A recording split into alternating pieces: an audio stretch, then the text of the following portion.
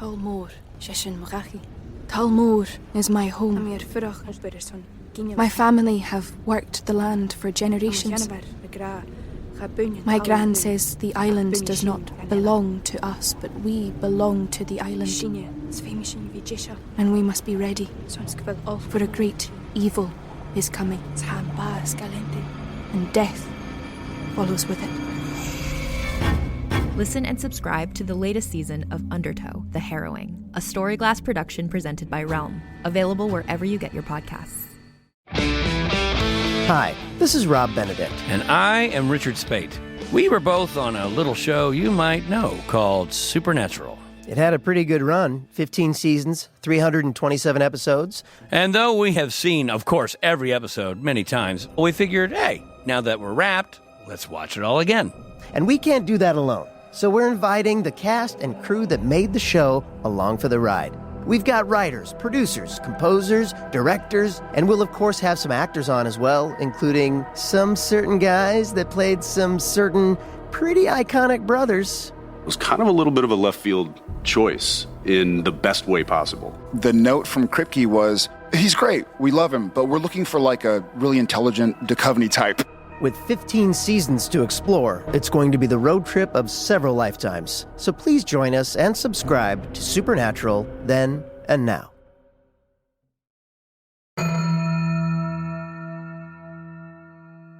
Hey, everybody.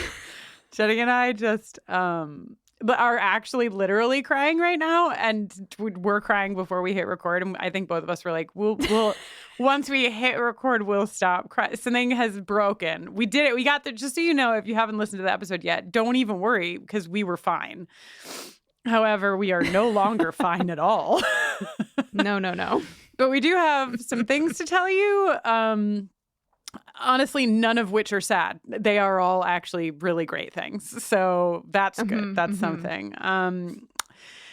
All of our finale merchandise is up in the U.S. store, and a handful of items are also up in the U.K. store. You've got a lot of the stuff that you've seen already that was in the live stream of the finale. The t-shirt, the 2 t-shirts that we have are so fucking precious. Until next time, a woo. Which makes me fucking cry every time I put it on my body. Slayer's Every One of Us, which also makes me cry every time I put it on my body.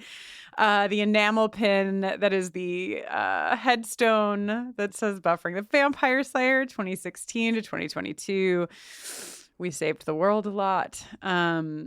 There are still a handful of those pins and just a handful of the show posters that are stunning and gorgeous and are getting framed for Jenny and I to hang in our homes because we love them so much. Indeed. The other piece of merch that is actually new because you all just gobbled up every fucking enamel pin we had. We thought, why not put that design on a pullover hoodie? So there is, as of today, a pullover hoodie in the U.S. store that has that headstone design on the back, designed by Ryan Sanders. The full thing reads, Buffering the Vampire Slayer 2016 to 2022. Beloved pod, devoted Scoobies. We saved the world a lot. Also, the hoodie is very great. I'm actually wearing it right now. So it's not big. I know. So all of that, if you don't know our website, it's bufferingthevampireslayer.com. And you can head on over there. The t-shirts and the hoodies and things will be up for a little while, but definitely if you want an enamel pin or a poster, go over there pretty soon because those things, once they're gone, will not be restocked. I'm also thrilled to tell you that we currently have a pre-order up for a frigging, if I can have my French excused, CD box set of all 7 seasons of songs, plus Once More with Feeling on CD for the first time, all in a beautiful package designed by Delicious Design League that's so gorgeous, and it's going to come with a beautiful little book full of photos and words, and it's extremely beautiful, and I am so pleased. Yes, and Jenny and I are signing all of them, so they will all come signed, and those are on pre-order right now. We are going to have those sort of like in the mail before the holidays. That's the goalpost for us. But you'll notice if you go to the U.S. store, because they are only available on the U.S. store, that they are for pre-order, where it sort of like charges you a deposit, not the full thing. And that's because the box sets are really very, very expensive to make, and so we actually need to make sure that you all do want the box sets before we order these boxes, because otherwise we're just going to have a whole garage full of boxes. I don't think that's going to happen because a lot of you have already scooped them up. And but if you do want this thing, go and get it, because we are watching the interest to make sure that it is there and that we can make these beautiful things for you and for us. Also, the cool part about the box set is that there's an option to buy the full box set that comes with all of the albums, like Jenny said, but we know that a lot of you have purchased the albums along the way, and so we did not want to do that capitalism thing where we're like, well, now you just need to buy them all over again to get the box set. So there's actually a box set that's available that's called the partial box set, and that comes with just Once More with Feeling and season 7 and the booklet and the box, and everything has always been the same size in our CD land. So you can just pop your existing CDs into the box and fill it up, and have your complete box set that way. All of this stuff in the U.S. store, bufferingthevampireslayer.com. Just click on store. Also, if you are a patron of ours, it's not over for you, because we're fucking getting together this Saturday at 5 p.m. Eastern to watch Band Candy. We let all of our patrons vote between a few of our favorite episodes, and Band Candy won, and we fucking cannot wait. So if you want to join us in our patron-only Discord, come on over, become a patron. We have a lot of things that are going to be happening in that space in the coming months. Oh, yeah. And I think this little group watch is going to be a balm upon my soul and the souls of many others. Yes, we need it. Jenny and I need it maybe more than anyone right now. Speaking of needing something more than anyone, it's time, once again, to reveal to you the results of last episode's Sexual Tension Awards. The Sexual Tension Awards for End of Days. In 4th place in the poll, but 1st place in my heart with 7% of the vote. It's Anya and Andrew. Mm-hmm. They tried. I honestly think that they should have came in like 2nd or 3rd in this one, to be honest with you. I thought they had a lot of tension. Much to Spuffy shippers' delight, and much to Morgan Lutich's chagrin and weeping, wailing, and gnashing of teeth, Buffy and Angel coming in 3rd place with 12% of the vote. Doo-doo, honk. Like the Family Feud sound effect just came over there with the X. Faring better, but not enough to take the top slot, Buffy and her other vampiric paramour, Spike, in 2nd place with 33% of the vote. And now this is how you love to see it wrap up right before the end of the series. In 1st place with 48% of the vote is Buffy and Faith. Faith and Buffy. Fuffy. Baith. Queer women, queer slayers unite. Hashtag 1-800 I broke. Just a couple hot ladies and their pointy little sticks. Please kill me. I will, as soon as we're done here.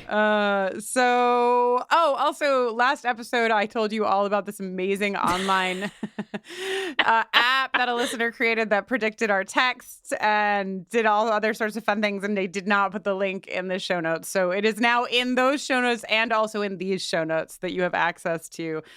Fuck around with that app because it's real fun. Hooray! Make me and Kristin say the sentences of your dreams based on the algorithm. Hey, guess what else? I know we keep being like, it's over, but not quite. It's like that. It's like the saddest goodbye that you say to your like first girlfriend ever if you're leaving and you never leave. Like you, like neither one of you can leave. You're goodbye. No, you say goodbye. No, you say goodbye. We will be recording a curtain call episode where we'll be talking about a whole bunch of things. But one thing that we want to include is some listener emails. If you have final thoughts, questions, etc. that you'd like to be considered to be included in our curtain call episode, you can go over to bufferingthevampireslayer.com/curtain call and leave your comments and concerns and inquiries right there for us. Please. There's no way that we'll get to all of them, but it will give us some to choose from. And I think, Jenny, you had some ideas too about what we were going to do in that space. Superlatives of sorts. Yeah, we're going to do some superlatives, you know, most improved, best hair, that kind of stuff. Best boot removal, I'm sure, will be hell yes in the running. So we'll have a little space to kind of take a deep breath and say our final thoughts here in the Buffering the Vampire Slayer space. But to that end, you will hear us in this episode. You'll hear us do a lot of things. But one of the things that we will do is talk about the future. And we're going to talk about that more in the Curtain Call episode airing in 2 weeks. But you'll get some of the info in there. When we're of course talking to an audience who is seated and watching us. So if you're listening to it and you don't have the visuals, just trust me, you'll get it. Just hang in there and you'll get it too. It'll get there for you. But the long and short of it is that, of course, we have future plans for this space, and a lot of it is rooted around rewatching things that we love with all of you. So we're going to try to take a little bit of a break here. And patrons, you will all get a nice, long, tasty note from us this week about all of that. If you are not a patron of ours, this actually would be such an amazing time to become a patron of ours, because it's a huge transitional time for us. And Patreon is our biggest source of income. It really is what supports Jenny and I doing the work more than anything else. And so now would be a really wonderful time to see you in that space, because for the first time really ever, we're going to try to take a little rest before we come back. And so if you want to help hold us up while we take that little rest, we would be just forever thankful. Patreon.com/bufferingcast, or of course you could just find it on the website, bufferingthevampireslayer.com. Also, if you're listening to this episode in real time, it is Wednesday, September 28th, and I, your friend Jenny Owen Youngs, because it's so hard to say goodbye, will be live streaming some buffering songs over on my Twitch channel, 5 p.m. to 7 p.m. Eastern today, September 28th, Wednesday. It's twitch.tv/Jenny Owen Youngs. Anybody can come by and watch the stream for free. So if you want to come and chat and commiserate and cry with me, that's where I will be playing requests and hanging out and just rolling around in the Buffyverse music a little bit longer. Yeah, and the link, we'll put the Twitch link in the show notes, of course, and I'll be there in the chat, hanging out and crying along with you all, so come join us. Good. All right, Jenny. Well, I guess we can roll into this episode that we taped a few days ago. Feels like 100 years ago and only yesterday. Oh, related to exactly what you just said and how you said it, I'd just like to take 1 second to say that every episode we make a song, and every song is special, and they all have a little place in my heart, forever and always. However, today's episodic song is maybe the most special to me, because it's a song for Buffy and her people, but it's also a song for all of you listening. And, it contains a piece of what it has meant for us to serve you for the last 6 years. And we care about you. And thanks so much for being here with us. I'm so mad at you right now. I'm mad at myself. I'm barely holding on, Kristen. I know. Okay, we better get the fuck out of here. Indeed. Onward. Oh, Jesus Christ.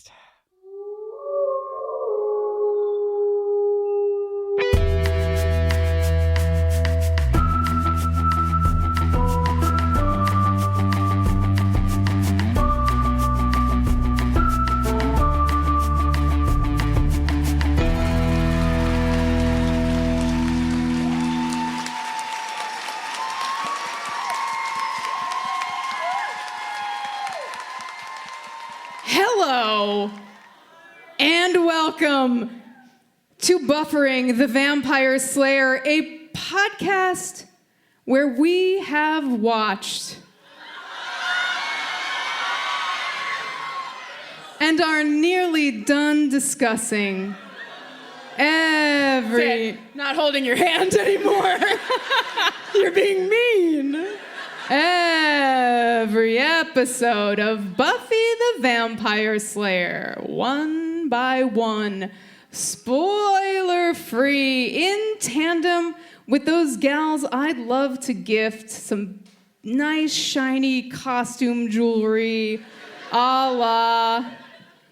What's that woman's name? Elizabeth Taylor. Angel on Top. Angel on Top. Usually I'm alone when we do this part. So. I'm Jenny Owen Youngs.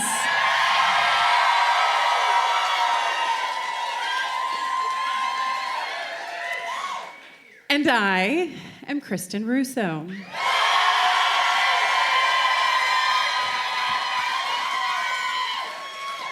And this week we are discussing Buffy Season 7, episode... Keep it together. We are 4 minutes in. Season 7, episode 22, Chosen. Stay tuned at the end of this podcast one more time for an original song written by Jenny Owen Youngs, recapping the Buffy episode we are discussing.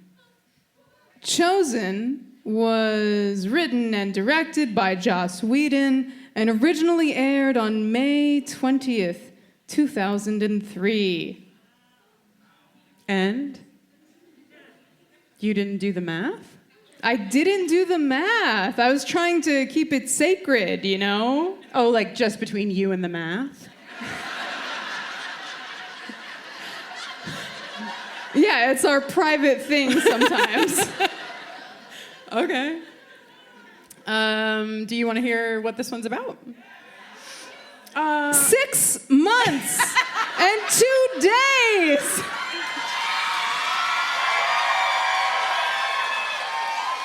Before my 22nd birthday, of course, as everyone knows. Wow, 22, you were getting on. You're know. Getting on in years. Yes. This is the one where, after killing Caleb, Buffy conceives... Yeah, fuck that guy. Everybody loves that. Wait till you hear Jenny's impression of Caleb. She did it. I'm sorry, I know I'm doing that thing that my mom does to me where she's like, tell that story where? And I'm like, oh, you're making it so pressured. I love you, Mom. This is the one where, after killing Caleb, Buffy conceives of a plan to defeat the First once and for all. Willow invokes a magic spell that alters the ancient Slayer spell and gives Buffy the allies she needs to fight the Uber Vamp army. An epic battle ensues, and several good friends are lost. Fuck that. Boo. We'll have more to say about that later. At the end, Buffy faces a completely new problem, one she's glad to have. One person in this room wrote that shit. One tear in your eye.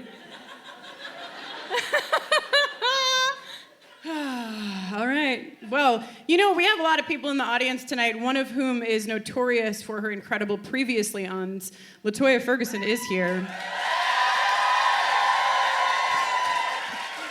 So, Jenny... Wow, nice setup, Chris. And now here's this dumb bitch instead. Yeah. Correct. Cool. Previously on Buffy the Vampire Slayer, Spike was roasting upon a cross. Spike is sure of Buffy. Buffy's making an army of potential slayers. In case you forgot, and I cannot stress this enough, the first can be any dead person it wants. Dawn tased Xander in the neck, which was good. Number one Dawn fan. Galadriel made a shiny red axe for Buffy. Caleb killed Galadriel. Angel punched Caleb. Buffy axed Caleb.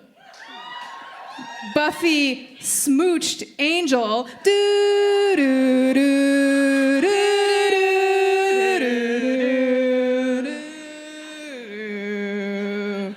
And then the first was like, that bitch. I think you did a great job, Jenny. Thank you. I just wrote down the closed captioning, so. I feel like the angels, the Bangels stands outed themselves when they like hooted and hollered before we even got to the kiss. Yeah, could we just get a show of screams? Bangel? Spuffy? Okay, and now, Biley? You guys. Don't fucking humor her. If you mean it, then say it. Yeah, I mean, we know.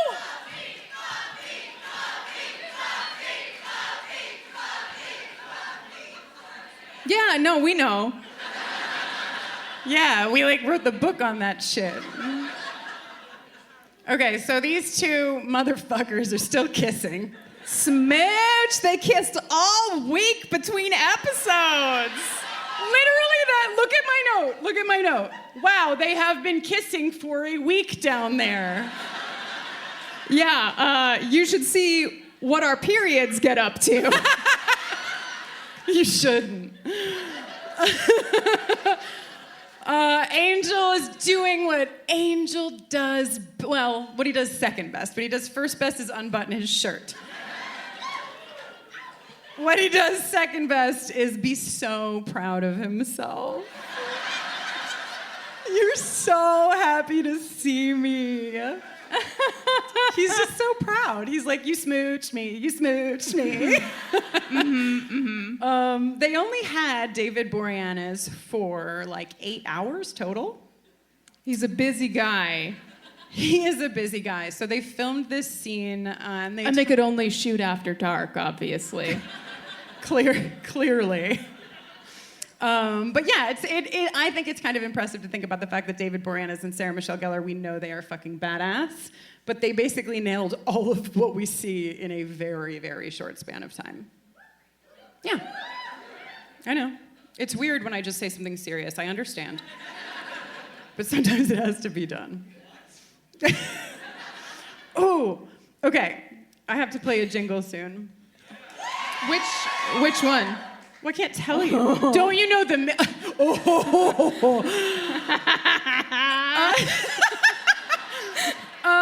Okay, so Angel... Oh, wow. We have the same notes. We basically just wrote the same thing separate from each other.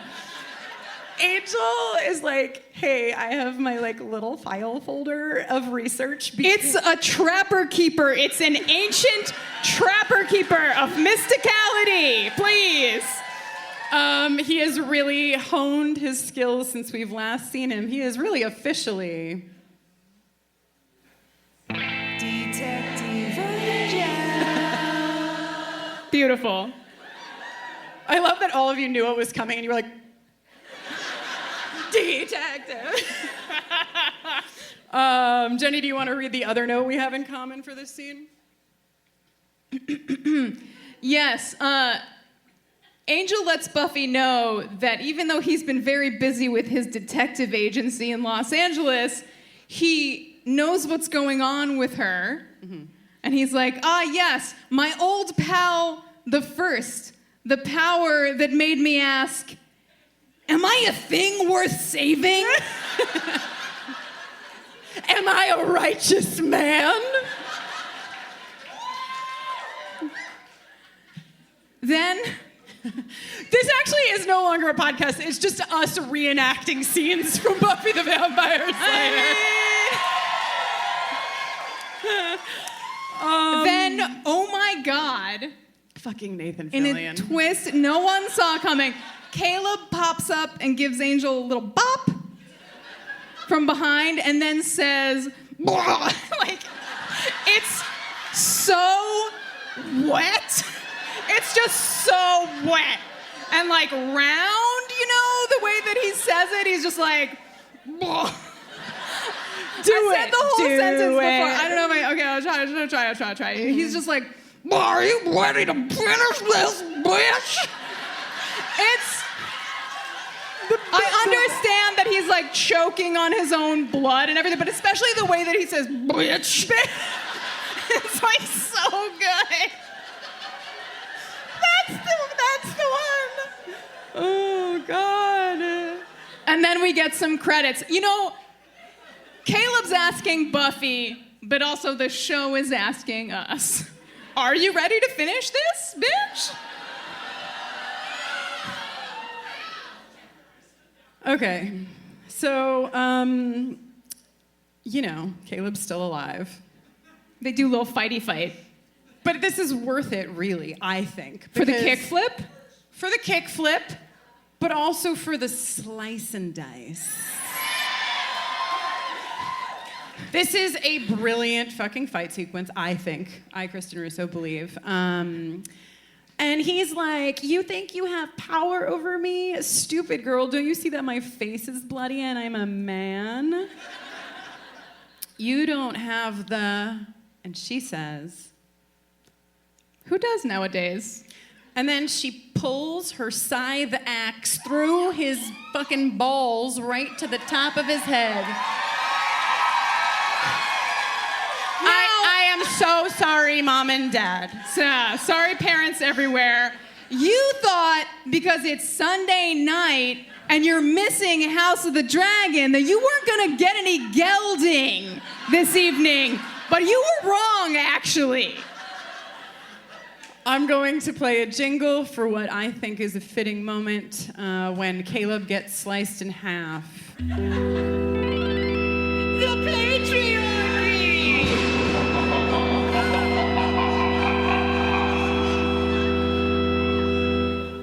Great job. The best part, something I'm really enjoying about the podcast reaching the end of the series is that I'm getting a real retrospective of all the stupid little things I've made. And you made that one 2 times. That actually has 2 forms. Angel, who has been knocked out, unconscious this whole time, is that what happened? Was he just... Yeah, he was just knocked out. It's so goofy. And then he's like, let me at him, let me at him. Sarah does this amazing, looks to the right, looks to the left to let us know that is where the 2 pieces of Caleb have landed. And then she says that he had to split. They're like, you loved season 1, right? Oh, God. Apparently I have care again because I say Angel has his little files and his little necklace. He's discussing with Buffy what he has learned. This very bejeweled situation. You like that? I'm glad. Oh, yeah. It bestows power to the right person. He's like, someone ensouled. But more than human. A champion. Like me. Buffy's like, actually, that also describes me, believe it or not. And Angel's like, no, you couldn't. We don't know what would happen to you. Please, let me help. You tiny, delicate thing with your frail little wrists. And so Spike is listening to this while the first as Buffy is like, fuck her, and fuck him, and don't you want to kill everybody? And Angel is like, we're gonna be like, let's be shoulder to shoulder in this. We can do this together. Wherever Spike leaves, so he doesn't hear the end. A classic. And Buffy is like, actually, no. She says she can't risk him. She needs him for the second front. Fair. How do you feel about that? I think it's a good plan, and definitely, I feel like, demonstrates Buffy using maybe like more outside of Sunnydale thinking than we usually see. Yes. For sure. I agree. Angel doesn't buy it and is like, what's the other reason? Why are you making the face at me? That's what he did. I was looking towards you because I was listening, but I was making the face at thinking about the sniffing. You know? Yeah. He remembers Spike's scent pretty well. Yeah, I bet he does. He's like, I smell my ex-boyfriend. Is he your current boyfriend? Angel asks Buffy if she is in love with Spike. Yeah. And she doesn't say no. She doesn't. It's a question. It's a question to ponder. I have thoughts about it, but we'll get there later. First, Angel finds out that Spike has a soul. He's so upset. No better angel than petty angel. Everyone's got a soul now. I started it. I did it before it was cool. Buffy delivering the exact inner monologue we're all having. Are you fucking 12? Then Buffy says something to Angel that I feel is the perfect way to bring our first guests up here, because she says, contain yourselves. Are you gonna come in here and go all Dawson on me? Now that is a WB show being referenced in a show about another WB show covered by Morgan and LaToya.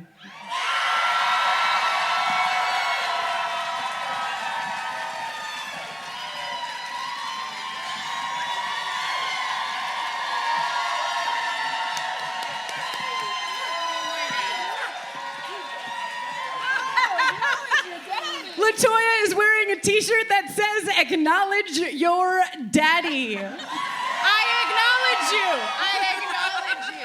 Fine.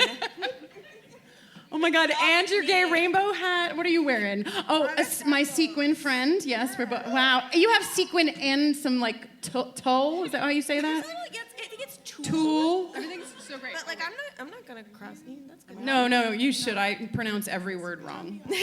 Welcome, Nemesis Cs. Sis. Cs. Hello. Hi. Hello. So, your boy has arrived in our town. What do you think? Yep. Well, I think I already have a bone to pick with you. Oh boy. You skipped over something very important. Okay. Yeah, Angel says he'd like to fight with her shoulder to shoulder. But what does he say after that? I'm yours. And he's giving her that look. And she's giving him that look back. Morgan is just slowly floating out of her chair.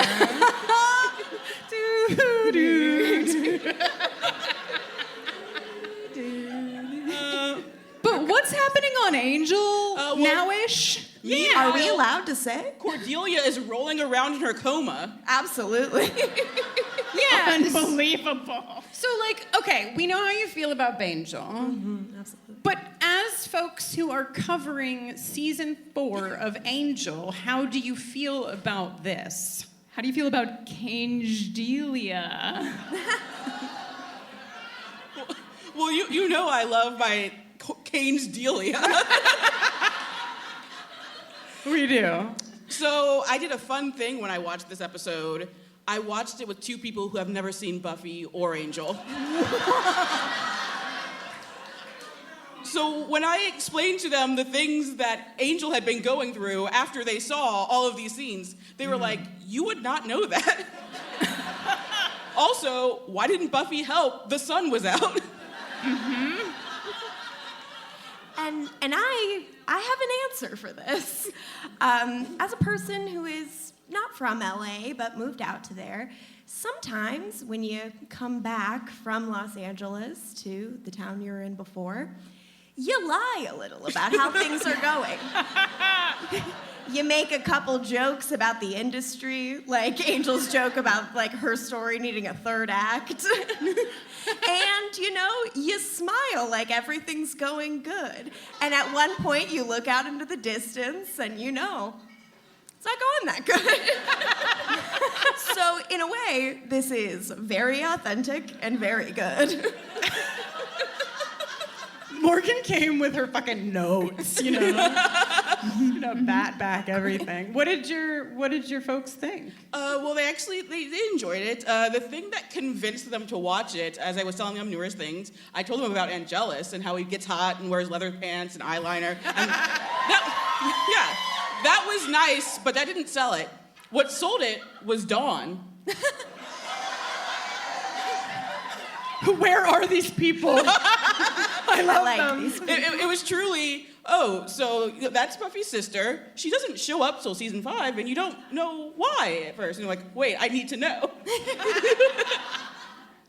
Oh, incredible. Because we also watched the penultimate episode, so they did see her tase Xander, and they were like, okay. Got a couple new Dawn stands. Yes. Dawn has done nothing wrong. She hasn't. Nothing wrong at all. She did a lot of shoplifting, actually. She paid that off. She did the work. Yeah. She made up for it, but she did something wrong, for sure. Well, at least one thing. Many times. I don't know, maybe Dawn's just like, fuck capitalism. Yeah. Didn't realize you were such a bootlicker, Jenny. Yay, capitalism! We love capitalism! Did someone woo that? They will actually woo just about anything, is what I've learned. I don't know if you were here last night, but I said cheese. Cheese is very worth cheering for. And another thing to woo from the newbies, they were pleasantly surprised there were lesbians on the show. Then I told them this was the second time it was a lesbian couple, so they're like, what? They were Possibly like, the third time? Is that even allowed? It's true. Can you... What are they saying? I have no idea. They're bringing up Joyce and Pat, I Oh, Joyce and Pat. Let me explain to you. I just heard cat over Yeah, and over. Jess and Kat. Cat, Jess and Kat. pot, cat. Jess, pot, cat. I was like, I've missed an episode of the series. What's happening? Okay, so we know how you feel about Angel kissing Buffy. We do know how I Okay. feel about that. And it's Oh wait, possible. Morgan, how do you feel? You know what? I think it was a good choice. I think it was the right choice, and I think it made me feel like I was 15 again. Yes, the sweet feeling of being 15. It's not all good. LaToya, do you have a take on this? I mean, they're pretty people who I love dearly, but again, Cordelia is rolling around in her coma right now. His son just tried to be a suicide bomber. Like, this is not the time to be smooching. I agree. You know I love smooching, but now is not the time. On a counterpoint, unless... Unless it is the time. For the listeners at home, Jenny is doing a slightly Italian. Like maybe I'm juggling. She's like juggling cannolis. Is basically what's happening. Okay, so first of all, to put some respect on Cordelia's name. Please. Ready? Cordelia, I love you, Cordelia. You're perfect, Cordelia.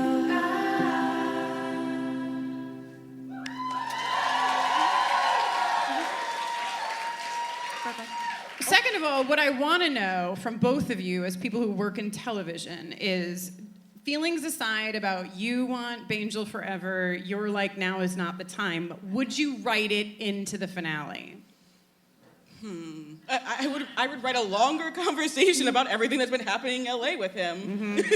Yeah. But like either way, you gotta like give it a nod at least. Like even like were it not my ship, like it's a pretty big part of the early years of this show. You want to give it the little hat tip.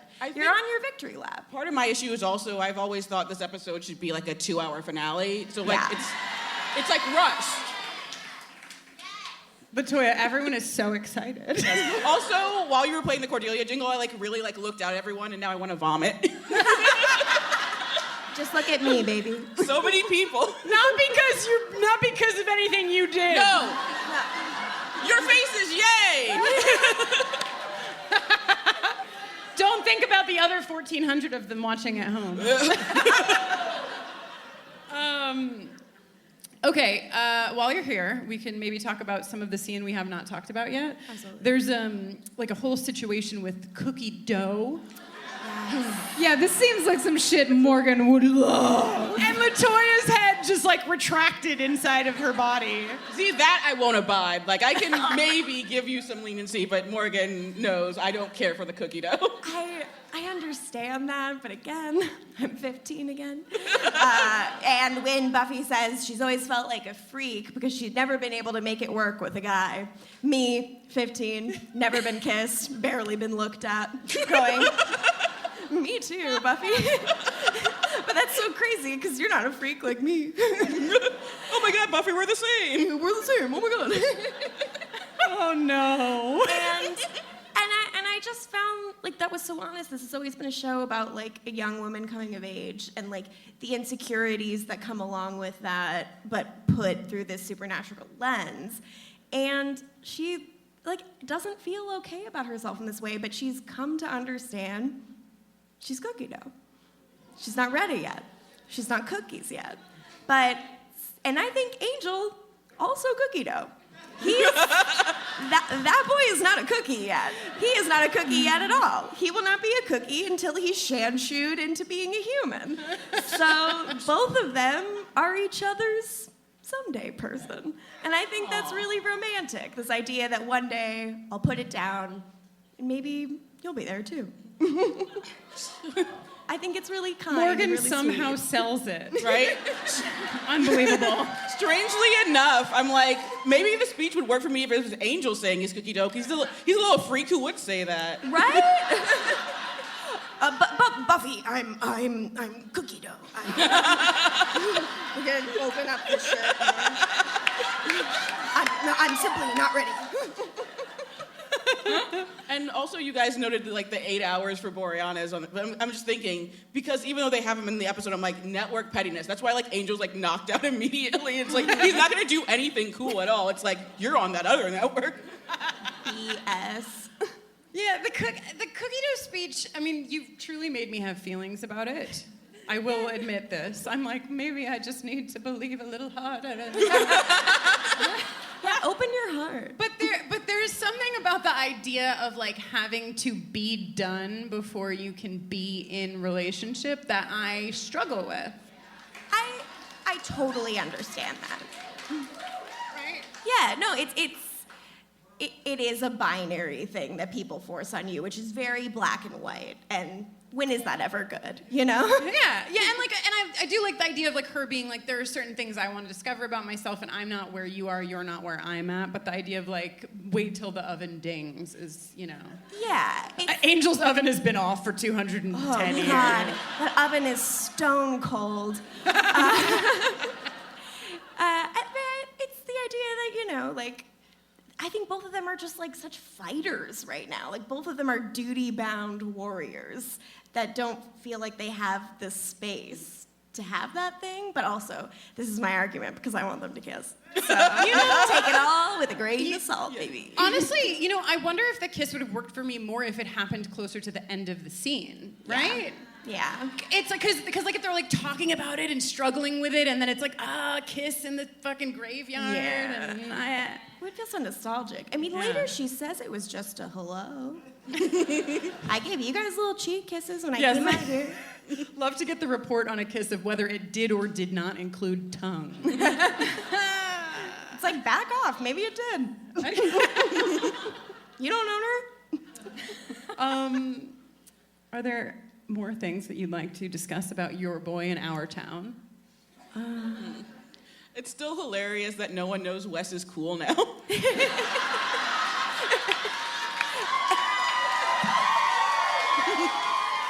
Angel comes back to Los Angeles, and Wes is like, did you tell him I'm cool now? He's like, yeah, buddy, I told him. Both Willow and Faith could have told, but they didn't. No, maybe privately, maybe we didn't see the conversation, but Wes went to a lot of trouble. You know, he grew out his stubble, he kept Justine in his closet with a bucket for months. He got a little throat slash. Where my Justine heads at? Yeah, where are my Justine hoes? Did you just bring Justine into the finale of my podcast? Yes! Sabotage! Yay! Okay, well, there's nothing we can do now. I'm like, John Mark, edit it out. And here is a special guest, Laurel Holloman. Oh my God, could you imagine? I would be so embarrassed. Wait, I hear the approaching clip-clop of chunky boots and the jingling of a rustling chain wallet. Daniel!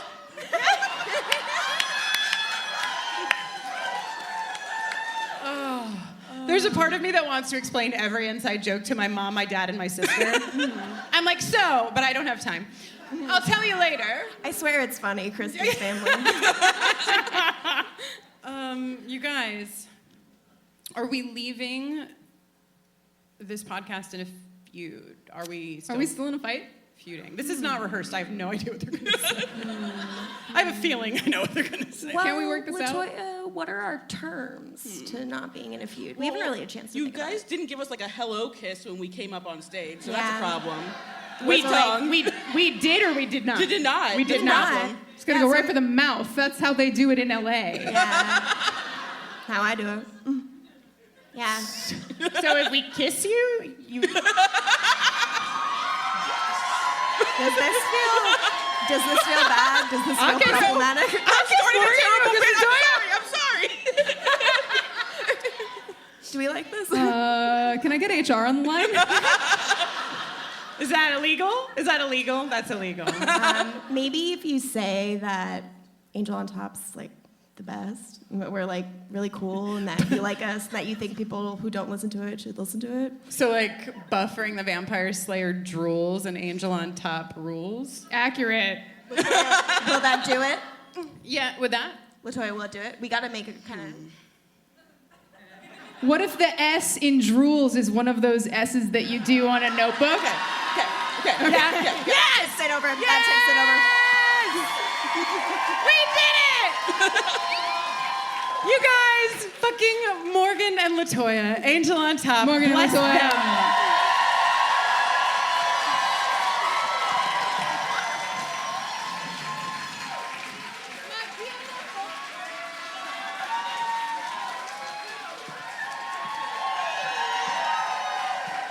Well, one of the most important missions of our podcast has at long last been accomplished. Peace is restored. I want everyone to know that sitting down in a jumpsuit that has no straps, even though it looks like it has straps, is terrifying every time. I'm like, the pants are pulling the top down. I'm fine. Okay. All right, did we miss anything in the Bangel scene? Cookies. The necklace. Oh, he gives her the necklace. Oh, I know something that we missed, actually. Because, of course, she's like, maybe I do think about it, or whatever. And they chose to make Angel back away into the shadows the same way that he backed away into the fire trucks. Fire trucks.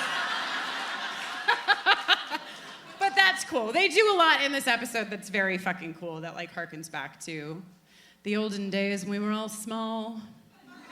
Some might say he's... Oh my God. What? Sorry. No, I'm good. I just looked down and saw LOL Dawn. My sweet baby angel is my next note. Because we go back to Ravello Drive and Dawn kicks Buffy in the shins. Dumbass. Dawn's like, you knew you weren't gonna get rid of me. I'm the younger sister. That one's for you, Allie. That's me. My sister would definitely tase Xander and then kick me in the shins when I got home. Sounds about right. Yeah. Buffy makes a little announcement that she killed Caleb, okay? I know, you want to be happy, but then unfortunately, Xander says, party in my eye socket. I mean, blah, blah, blah. You win some, you lose some. Indeed. We do find out the answer to our question from last episode. What are the 3 ways? Everyone was like slices, dices, and Julie and preacher. So now we know. Oh my God, downstairs in the basement, Spike is punching a punching bag where he has drawn a picture. I thought there was only one petty vampire. Also, I love that, like, Angel's sketches are like charcoal, and Spike's is like a Sharpie marker. No, that's like right on the money. That's on brand. Tall, dark, and forehead. Buffy is like, so let me fucking guess, you can smell him? Everybody around these parts is just sniffing me constantly. Spike admits that he actually saw them kiss. Ooh. Thank you. Alba really leaned into that one. So then they have a conversation about how the kiss included no tongue. And Spike is being a petty baby now. Buffy, she's like, turn-ons are long walks on the beach and petty vampire babies. She's got a really good idea that I think is not given fair consideration within the realm of this episode. I mean, these boys clearly have a problem. The last time Buffy had a boyfriend and an ex, they did a little fighty fight, and it was good, actually. And she was thinking maybe Spike and Angel could do a little wrestling with oil, which is also good. It's good. Spike's like, I'll take the necklace, okay? Stop talking about oil and Angel. I'm just getting distracted. Buffy's like, it's volatile, we don't know. And then she says, Angel said that the amulet was meant to be worn by a champion. So Spike's like, oh, okay, no, I get it. Never mind. And then Buffy's like, what if I melodramatically stepped closer to you with the necklace in my outstretched palm?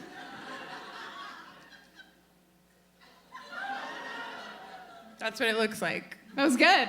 Thank you. Sarah Michelle Gellar's eyeballs is like my main note for the finale. They're so intense. Like this moment, later moments, I'm just like, yeah, how did they get bigger?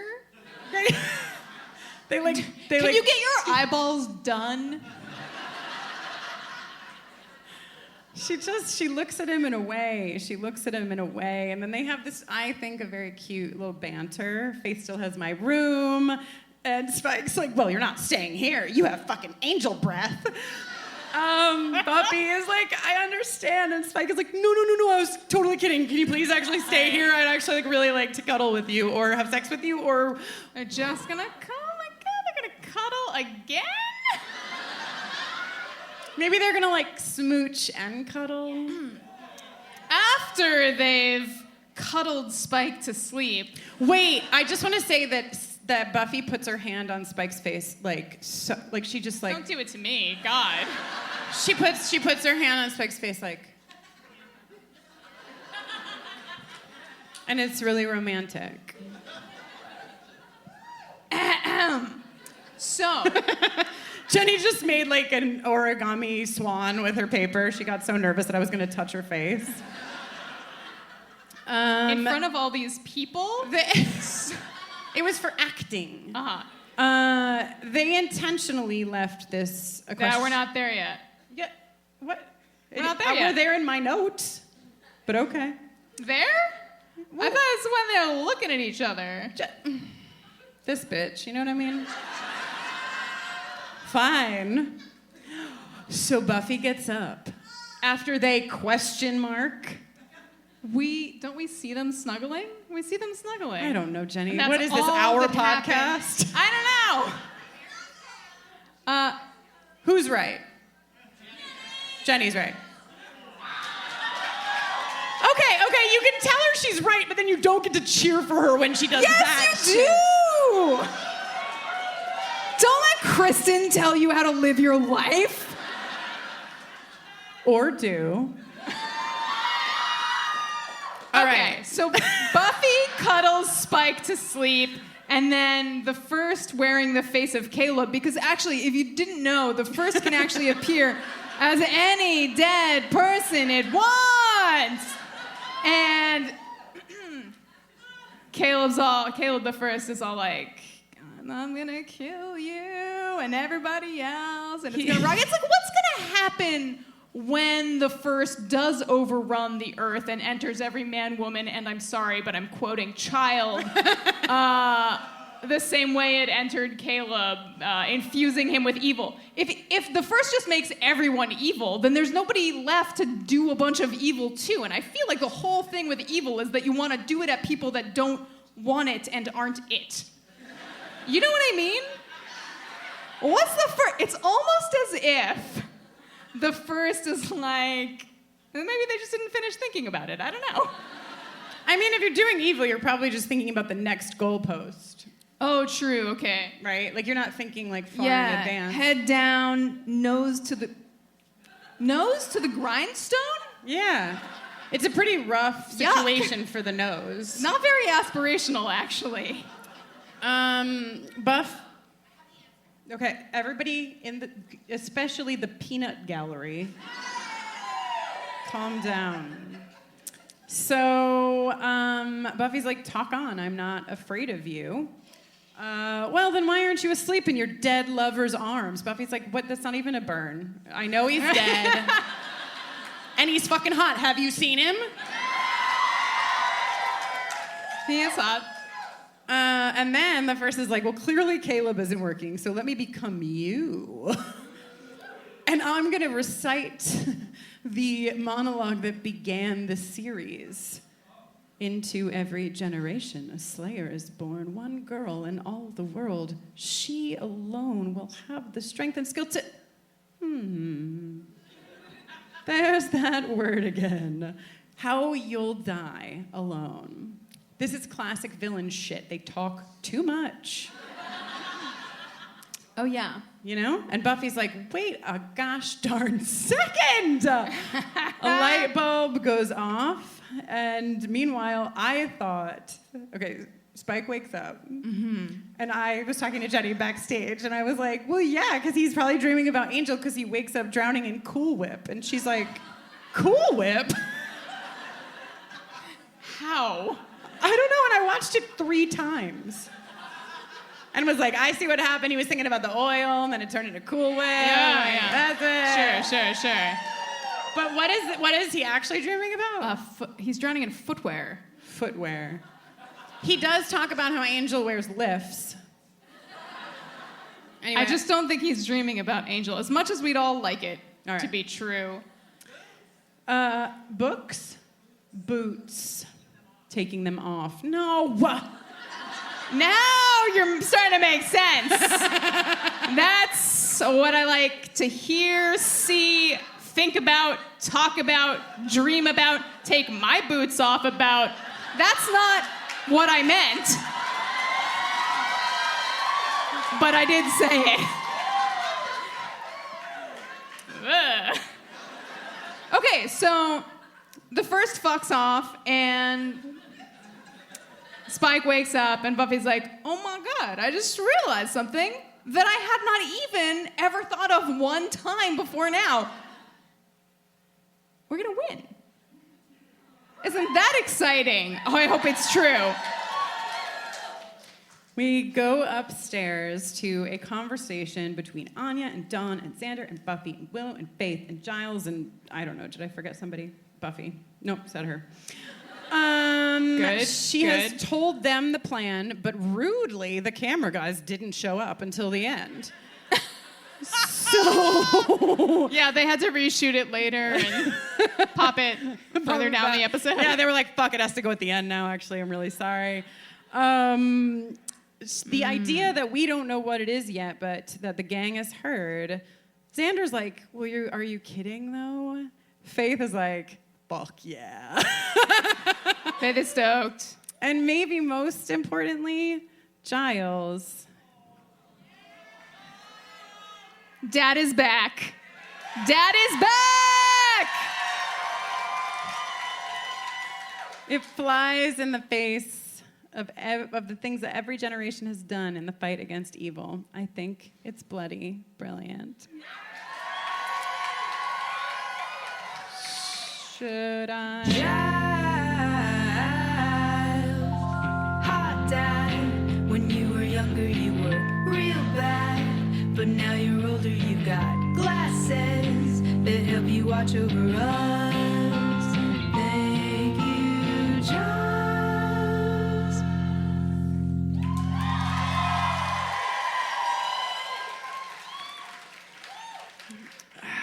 Unfortunately, when you're a dad, you occasionally have to hear your children say things like, and not in a wholesome, my girlfriend has a pierced tongue kind of way, when referring to a total loss of control. Tony Head's face in that moment is incredible. He's like, oh no, Dad is back. Willow is like, hey, there's a lot of responsibility being put on my Willow shoulders. And Buffy's like, I would not ask you if I didn't know that you could do it. Giles is like, we can get the coven on the line. I'm like, what does that mean? Are they gonna like put a speakerphone in the room? We're here, Willow, we support you. Witches from all corners of the globe. I know, as I said it, I was like, actually, I kind of like this idea. Dawn having a light bulb about tongue piercings is sent off immediately to do research. Old enough to do research, old enough to do sword fighting, still far too young to know that sex exists. She refers to herself as Watcher Jr. Aww. Anya makes an inappropriate comment. And then everyone leaves except for Buffy and Faith and Willow. Hot. Buffy's like, hey, me and Faith kind of like had our moment with this thing. You want to take a spin? She hands Willow the scythe. And that's the last thing we see in this scene. Okay, and then let's just hop on down to the Summers living room. Buffy's like, only one episode left? Clear the stage. Fetch me my podium. I must speak. You know, she's like, tomorrow morning. I guess it makes sense. But tomorrow morning, a weird time to do apocalypse stuff. Just, I don't know, you're like, when's the coffee? And like, are you gonna be at your peak? You think they like hit Duncan on the way and they were like, we need like one of those boxes of Joe and like... Yes. Yeah. They got donut holes too, because that's what you eat before the end of the world. Buffy says she's going down into the Hellmouth and she's gonna finish this shit once and for all. And in celebration of this momentous occasion, Kennedy is wearing a great outfit. Is Kennedy doing the suspenders? She's got her little suspenders. Yeah, Kennedy. She's like, I've just come from Contempo Casuals. And I'm ready to be both contemporary and kind of casual. Maybe she went to the new Arden B. It's possible. That laugh was so moving to me because it was like all the people who don't know what Arden B is but felt embarrassed, and then some people who did but didn't remember how it relates to Contempo Casuals, and you know, it was I just love to confuse everyone. So Buffy, and I did watch the director's commentary. whatever. But I did like to hear that Sarah basically just absolutely nailed the scene the couple of times they did it, every line in the monologue perfectly. Because she's a professional. But yeah, she says, I hate this. I hate that I am the chosen one. I hate fighting evil. I hate that there is evil. I wish this, I wish that, but this isn't fucking about wishes. It's about choices. And so the plan is surprise attack, go to the seal, and open it up when they're not expecting it. And then we do this again. The cameramen in this episode really are showing up and leaving at inopportune moments because we just get, none of you have the power that Faith and I do, so here's the part where you make a choice. We're ready, and then they're cut to the school basement. Perfect. Rude. Wood and Faith how did they get on this shift together? I'm so pleased. They're blocking some vents. Yeah, they're blocking the ways to the sewer so that the Tureks Han, who I did have my parents watch this episode of Buffy just so they would know what we were talking about. And my mom texted me, "Who are all these bald guys fighting Buffy?" Well, in Rose's defense, it's a, legion of not just Tureks Han, but also bringers. Everybody's bald. They're all bald, yeah. But they're blocking the sewers so that the Tureks Han are forced into the school.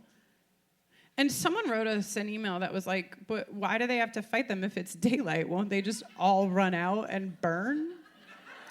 But the sewers, you know how extensive the sewer network is everywhere that vampires are. No, this part makes sense. Block the sewers. Yeah. But then they just all go up and they run out and they're like, ah! Well, I wouldn't think too hard about, this episode. Okay, you're right. Okay, Robin and Faith having a conversation. Yeah, Faith is you gotta have a little faith. And Robin is I actually think I've had my share. And Jenny's more for me. More of Faith? But yes, and also just all the whole thing. Okay, just great. They're both not busy. Hello. This scene I like. Robin and Faith I like because Faith does need somebody who's going to both challenge her and challenge her because they appreciate her, And that's what Robin is doing in this scene, and I think it's really fucking cool. He's definitely in order to get to Faith, I have to speak to her in a language that she understands, which is negging. It's the only way to break through. So we can start to make real progress. It's true. I mean, especially when Robin's I am actually prettier than you. Really, really hard. I mean, that's a prettier might be hard, Robin. You think Robin is prettier than Faith? Look at those Faith? eyelashes. Yeah. Yeah, it's a hard call. We'll have ballots set up outside of the... Yeah. What really gets her goat is when he implies that their little, I'm so sorry to say this phrase, lovemaking session did not rock his world. Yeah, and I'm okay with Faith being upset about it. I'm not okay. I do not believe that Faith Lehane would unbuckle her pants. Yeah. No, thank you. I see you shaking your head, supporting me. It's a little over the top for me. Yeah. Okay, so let's... Betty says, hey, sorry. Why don't you put your pants back together and let's make a deal. If we survive, let me, give me the opportunity to surprise you. Which is nice. Yeah, and also, what's the surprise? You do know the meaning of the word, right? Is very cute. All right, you want to go to Lesbian Town? It's like the duration of this scene is like 4 seconds. They don't care. But they're ready all the same, yes. Willow is like, are you ready to kill me if it goes wrong? This is the gayest thing ever. Yeah. One woman is like, are you ready to kill me? The other woman wearing suspenders is like, maybe.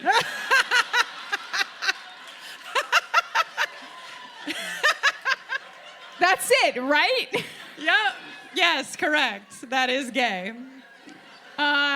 Kennedy also makes a point, which is that she's very accustomed to having her way, and Willow dying would be in direct conflict with her way, so figure it out. Except she actually says, because now you are my way. Yeah. It's a little too soon for me. If you said this to me in our relationship at this point, I would be a little nervous. But it is a television show, and I do like lesbians, so... And I really like suspenders. So we'll let it slide. Oh my God, it's Jenny's time to shine. Dungeons and Dragons is happening. Whoa!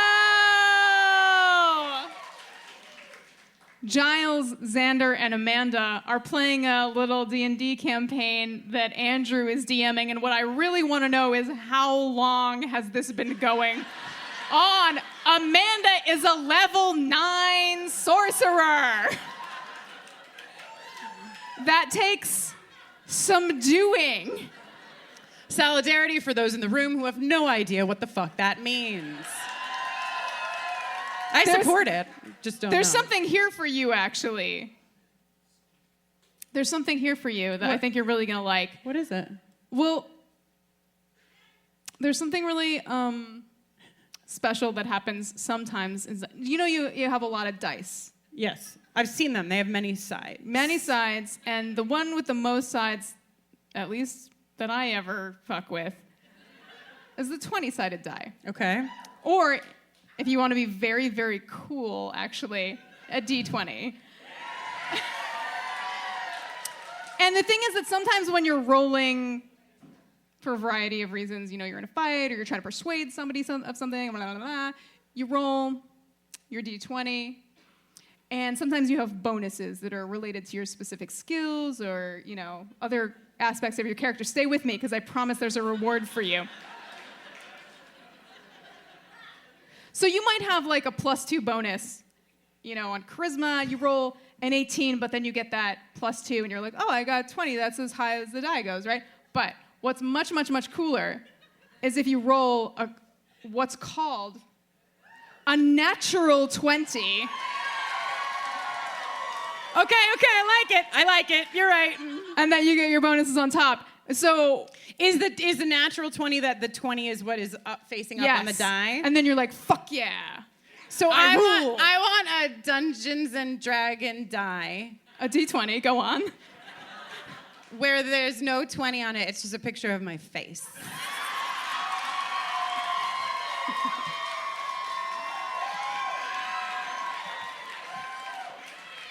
That would have to be a pretty big D20. Not because of some proportions having to do with your face, just like the technical engraving aspect. But we can workshop that later together in our private time. Thank you. I just want to say one other thing about this little scene, other than that I love it a lot. Love to see a surprise appearance of Trogdor, the Burninator. A dragon of some repute. Ooh. It is dragon He even night. has a song that's like, Trogdor!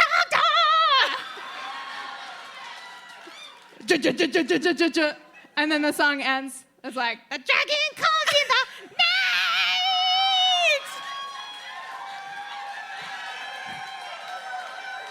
night! See, there were 2 things for you in this scene. Truly. I don't have anything that exciting, but I would like to say 2 things about this scene. Well, 3, really. Mm-hmm. One is that the scene was put in for Amanda. That's why it's here, because we knew that we were going to lose Amanda. Me and the creative team behind Buffy the Vampire Slayer. They were like, Amanda will never be in another episode of Buffy the Vampire Slayer. Let's give her more screen time. Two, the fucking red hood that Andrew is wearing is from Fear itself. That's the thing I didn't tell you. I was watching Andrew and that. I was like, I wonder if he also got his cloak from medievalcollectibles.com. But I guess he just got his cloak from the prop room. Literally Medieval Collectibles and VampireClothing.com. DraculaClothing.com. Sorry, DraculaClothing.com are both places that we have frequented in the journeying through this podcast. The third thing is really just that Anya's sleeping. What person could sleep on a night like this? Sander says, only the crazy ones. And he gives her head a little ruffle. And I love it.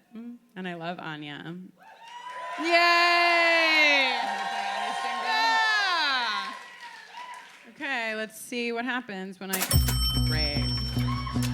She spent 1 millennium demonically vengeancing, speaks her mind and then some. You know she's partial to the finer things and down with double boyfriends, oh yeah. Exchanging cash for goods and also services. She'd love to hold the money for ya. She'll hold that cash. Just keep the bunnies far from Anya.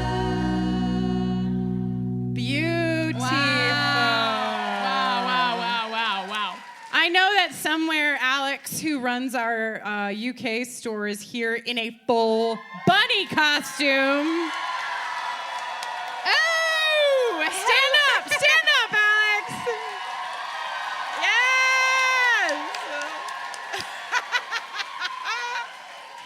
Beautiful. Yep, that's that good shit. All right. Okay. The two genders. One is staring into the middle distance, into the deep dark of the encroaching night from your porch. The other is sitting on your basement cot, fingering your costume jewelry. Yes? Yes, it's just like you so seriously say fingering. And look, it's not just for the one thing. I know. It's just like every time you say it, you truly are so committed to it, and I can never sign on. Anyway. I will finger this load for you.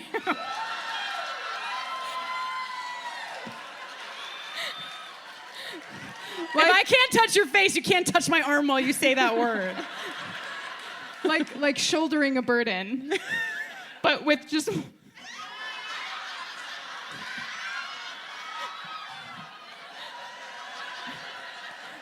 Okay, anyway. Okay. So, we have a couple... How far we've come. You know, we were so innocent 6 years ago. Then we watched this show and learned about sex and fingering and moving a vending machine with the power of your minds.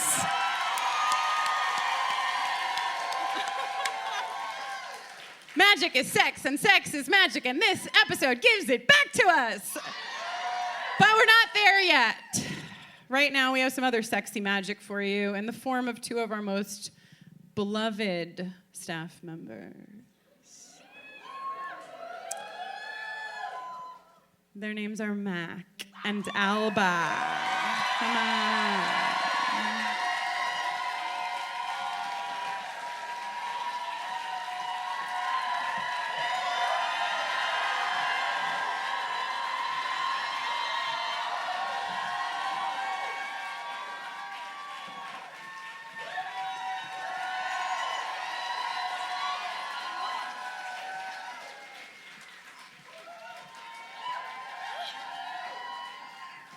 Fucking are.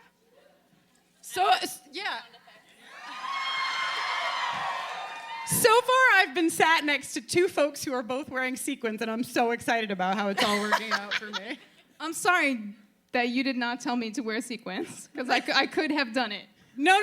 It was you and I have to be like the boy and the girl. Yes. Clearly. Come on. Hi, guys. Hello.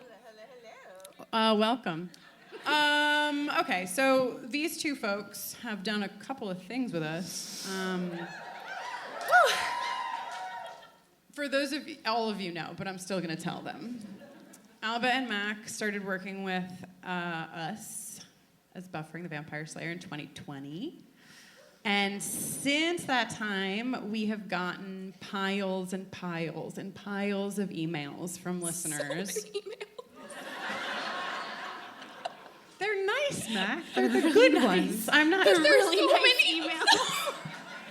But there are. But it's like you came into this fold and you did so many wonderful things by bringing your voices and your thoughts and your experiences into the space. And we've gotten like loads of emails from listeners who are like, as a fucking white person, I would have never fucking thought about this shit like this. Thank you. And also people of color being like, thank you. Exactly. For coming here. That, More like, importantly. Right. No That's offense, why I but, saved it for real. second. The headliner, if you will. This is what all of our meetings are like, by the way. I'm like, I know. But truly, like, the impact that you've had for the POC that love this show and that have, like, listened to the podcast or just love the show and hadn't listened yet, that feel seen and heard because of your presence in the space, is immeasurable.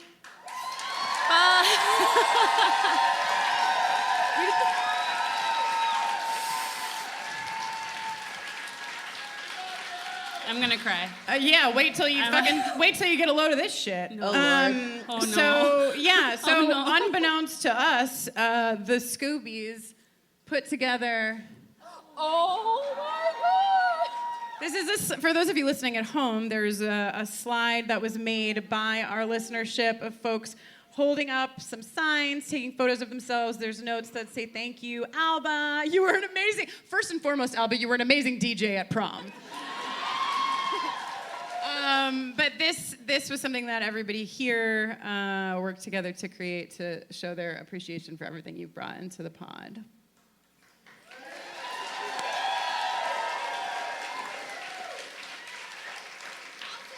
Thank you. No, thank you, actually. Interestingly, all of the emails that we got about the work that you've done ended with the same question.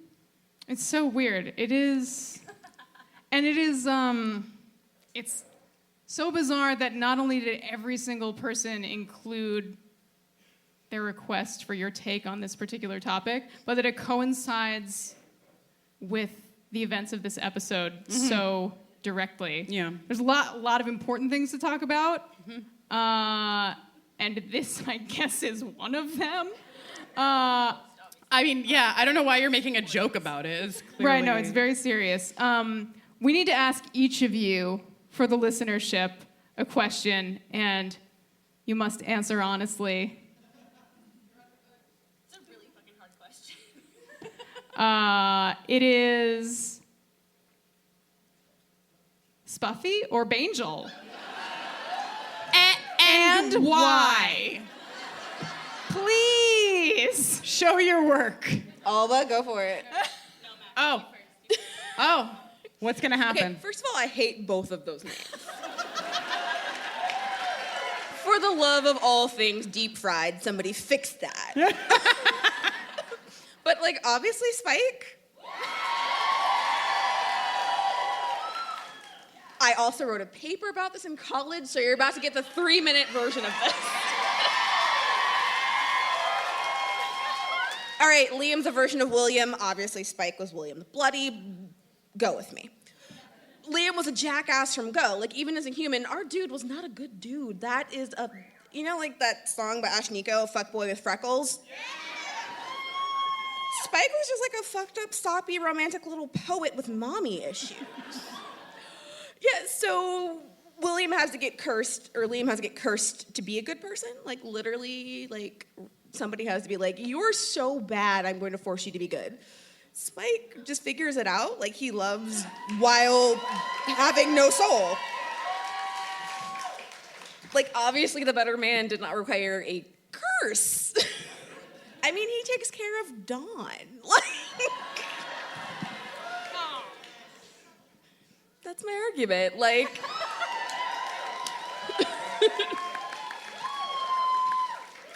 Great argument. Tough act to follow. But I do want to say two things before I get into this. One, Jenny, is I thought about your question of like the first being able to enter every man, woman, and child. Yes.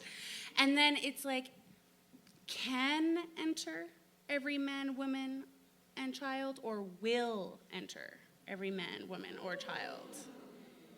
Right? Yes, I'm following so you. So then, if it's only some people at some times... Just gonna have a little fun. That's really evil. Yeah. That's really evil. That's scary. Yeah, now I'm scared. Yeah. I hope Buffy wins at the end of the episode. And the second thing I really have to say, I was like, should I say this on the podcast? But I'm going to, and I apologize. The answer is always yes in the internal monologue. So we were getting us collectively a little peanut gallery over there. We were getting out of our Uber, and I saw someone, and we were at the door getting out, and I was like, wow, someone cosplayed as Kristin. That's wild. Oh my God, that's so funny.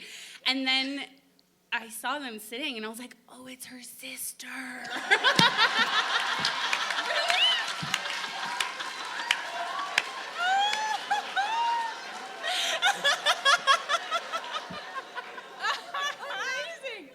Wow. But amazing.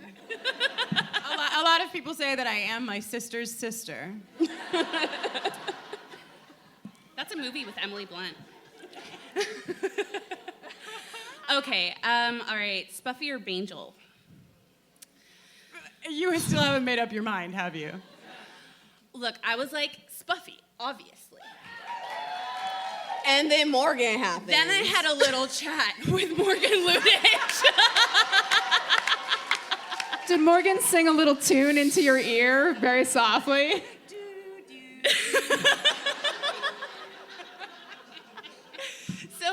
So this is what I think. This is what I have to say both things, because the thing about Spike, and as Mac mentioned, like William, Spike is in a moment of transition. He is transitioning from a non-ensouled vampire to having chosen to be ensouled. And that says a lot about a being. Like, that's a lot, and he's just got his freaking soul, man. Like, he's learning how to be a good person. Like, he's learning. Angel has had his soul for 100 years already. That's different. That's a big difference. Boy with and freckles. His cookie is still raw. It didn't come out the way I meant it to.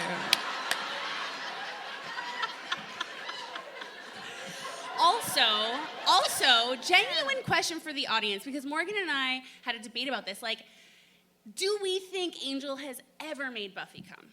No. Only Morgan saying No. I would like to remind everyone that my parents are in the audience. I'm so sorry, no, Kristen's parents, but this is really Kristen, important. These are important questions we're asking. Y'all, Philosophical questions. I'm a youth minister at a church, and my kids are watching, so I win. Thank you very much. Okay, so let's take these two things. Yes? Let's take these two things of Spike, becoming, if you will, a la season 2 Buffy. That's what she said.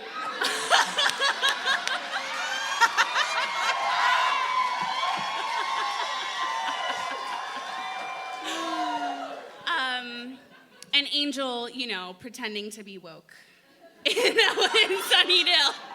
I don't fucking know. I actually think that Buffy and Spike might be a lesbian couple. Maybe kind of like this lesbian couple right here. Which one? This one. We're a lesbian couple? You were once a lesbian couple. Never heard of it. So and all we ever I'm did was Buffy? cuddle. I don't know. And occasionally I made Jenny wear a giant jewel. You can definitely decide the roles amongst yourselves. But Hey, would you say it's none of anyone's business? it's none of anyone's business. The wheels have completely fallen off this episode. Man, making a point up here is hard. Okay. I'm sorry. I'm with you. I'm sorry for my chaos. No, I'm with you. No, what I appreciate about you, Alba, is that you, like me, are like, I know I have something to say, so I'm going to start. And like, honestly, it fucking works out, okay? The Sagittarius and the double Leo over we there. We joke, we maybe cry. Yeah, a whole bunch of fire up But there here. is a actual answer, kind of, to the choice. Y'all know that, right? Wait, Mac, you know I'm Wait, not done, if it's- right? Whoa. Wait, If hold it's up. Canonical You can't go comic past- stuff. We can't go beyond this episode. Yeah, yeah. No, I was actually all I'm just saying is gonna ask it about that. exists. Okay, cool. So there is an answer. But also, hang like, in it's there. the comics and shit's really crazy over there. Like, okay, anyways, my point is that, you know, Buffy and Spike are in this, like, passionate, like, teen romance. You know what I mean? They're in this, like, trauma bonding, like, oh, best sex of my life, but, like, I don't know. Is that sustainable? Like, clearly not. We've seen that it's not. I don't actually know is the truth. I don't actually fucking know. I love this. But I want to say that I think I thought you were going to say, but I want to say, boo. No, what I want to say is that I think that they might be better as friends. I want to say that, like, neither of them is done growing. You know, Spike is not at his full potential. I want to see Spike in 10 years with a soul. You know, I want to see that. And I want to see Buffy in 10 years not being this only slayer and see what happens. And you know what? I think they're friends. I think they're really good friends. Maybe sometimes they fuck.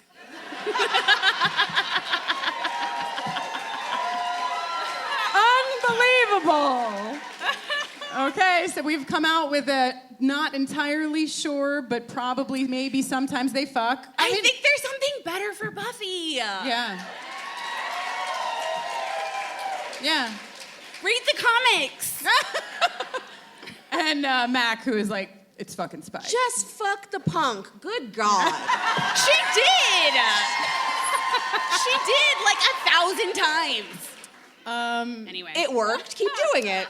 Damn, guys, this is emotional, and I want to say, like, I'm not drunk enough for you to start crying. No. These two, like, first of all, it's been a fucking ride. You know, I was a fan before, and then now I have their phone numbers. I text them. And for $5 a head, Alba will distribute those phone numbers freely. 20. And also, just like to all of the listeners, you know, Slayers, every one of us, I really believe that I was a listener, you know, and here we are, and wouldn't be here without any of you, and it's just like a really emotional fucking time. I love all of you.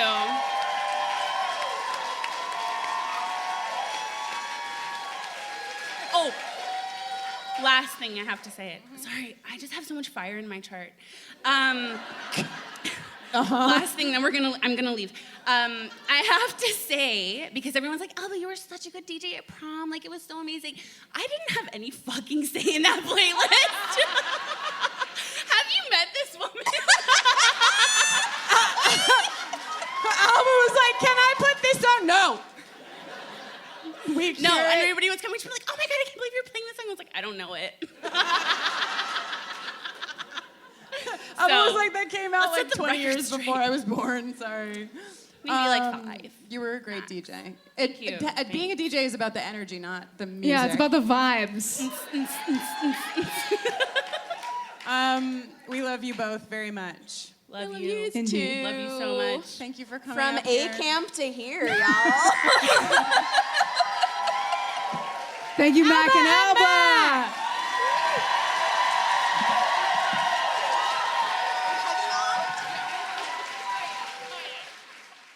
Thanks to Pros for their support. Support for today's episode comes from OneSkin. Did you know that your body starts accumulating senescent cells as early as your 20s? Also called zombie cells, these cells stop producing collagen and hyaluronic acid like they used to, and start secreting an inflammatory substance that makes neighboring cells dysfunctional too. There is an answer for these zombie cells though, and it comes from our friends at OneSkin. OneSkin was founded by an all-woman team of scientists, and is the first and only skin longevity company to target cellular senescence, a key hallmark of aging, with their proprietary OS1 peptide. It's scientifically proven to decrease lines and wrinkles, boost hydration, and help with the thinning skin that often comes with age. And for a limited time, you can try OneSkin and get 15% off using our code BUFFERING when you check out at oneskin.co. I've been using OneSkin's OS1 face and eye topicals for months now, and I have seen undeniable results. My skin feels healthier and brighter. I'm a big fan of their products, and I'm happy to recommend them. OneSkin is the world's first skin longevity company. By focusing on the cellular aspects of aging, OneSkin keeps your skin looking and acting younger for longer. Get started today with 15% off using code BUFFERING at oneskin.co. That's 15% off oneskin.co with code BUFFERING. After you purchase, they'll ask where you heard about them. Please support our show and tell them we sent you. Contained herein are the heresies of Radolf Buntwine, erstwhile monk turned traveling medical investigator. Join me as I study the secrets of the divine plagues and uncover the blasphemous truth that ours is not a loving God, and we are not its favored children. The heresies of Radolf Buntwine, wherever podcasts are available.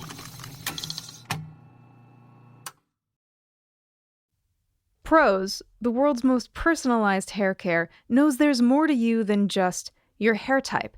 That's why they've created an in-depth hair quiz, so they can really get to know you, your environment, your eating habits, and your lifestyle in order to create hair care products that are completely customized to you. By analyzing over 85 personal factors, Prose can determine a unique blend of ingredients to treat your exact concerns. Plus, all their ingredients are sustainably sourced, ethically gathered, and cruelty-free, and they're also the first custom beauty brand to go carbon neutral. If you're not 100% positive Prose is the best hair care you've ever had, they will take the products back, no questions asked. I've been using Prose exclusively for a while now, and since I made the switch, I've been really happy with the results. My hair is smoother, stronger, smells awesome. I couldn't be more stoked. Prose is the healthy hair regimen with your name all over it. Take your free in-depth hair consultation and get 15% off your first order today. Go to prose.com/Buffy. That's prose.com/Buffy for your free in-depth hair consultation and 15% off. Okay. All right. We forgot to say that after the whole porch and necklace fingering situation... It's the last episode, Kristin. Nobody's safe. Gotta get it in. Oh my God. Okay. Spike is down in the basement. Buffy comes down into the basement, and they look at each other from across the room. And then that thing that you said happens. What did I say? They just look at each other from across the room, and then it fades to black. Yeah. What happened? More cuddling? I think that they just had like a lot of like make out cuddling kind of stuff. That's what I think. No.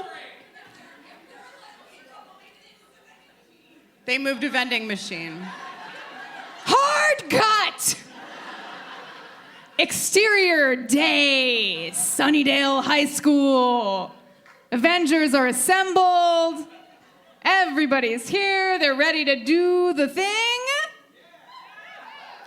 Fucking Principal Wood. Welcome to Sunnydale High. No running in the halls, no yelling, no gum chewing. Apart from that, there's only one rule. If they move, kill them. And I'm like, he is so hot. Yeah, he's like... Wood is definitely like, I heard this was the finale. Yeah, 1,000%. So the potentials are going to the basement with Faith and Spike. Faith and Spike, you know? I know, I want more of it, but that's not the point of this episode. Xander's like, everyone pee. So smart. So... You need the practical person in the team. You really do. So smart, because honestly, who wants to pee on themselves at the end of the world? So... We all will, but... So here's the layout. You already said the potential Spike and Faith are headed to the basement. Kennedy's gonna set Willow up in Wood's office, which is right over the seal. There are gonna be 3 teams of 2 defending the potential exits. And let me lay out these teams for you. And you tell me if you think it's right.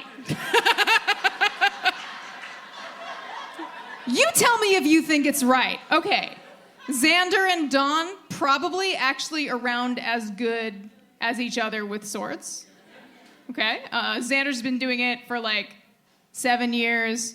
Dawn's been doing it for like 2 years, and she has applied herself, and he has chilled. But they're a good. I think they're a good matchup. Yeah, because also Xander's like, just like heavy-handed, and Dawn is like a wiggly worm. Yeah. So okay. Then we've got Giles and Robin, which I love. I agree. I love to see. Love to see. I would love it so much if that didn't leave Anya and Andrew together. I mean, just like fight-wise.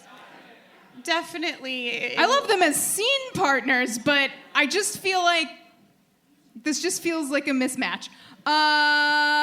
Andrew says we will defend this escape route with our very lives, and Anya says yes, we will defend it with his very life. And Xander says don't be afraid to use him as a human shield. Good. Oh, God. Andrew's prepared a few words. He'd like to thank some people, good and evil. He's very, very proud to die here with all of you for this great cause. Tom Lenk, bless your heart, bless your soul. A shout out to my brother, Tucker. Tucker! Another little circle complete. We get Tucker back in the mix. The actor, did we already talk about this? That they tried to get the actor that played Tucker for the trio, and he couldn't do it or it didn't work out. And so when they cast Tom Lenk, they specifically wrote in this, like, who? Tucker's brother.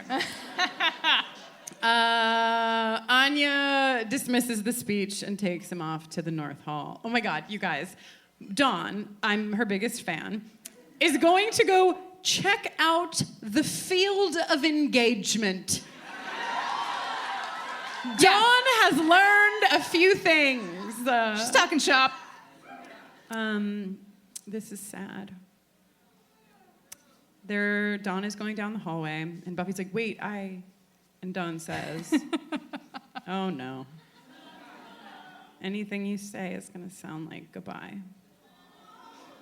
My next note is sob, comma, chills, comma, etc.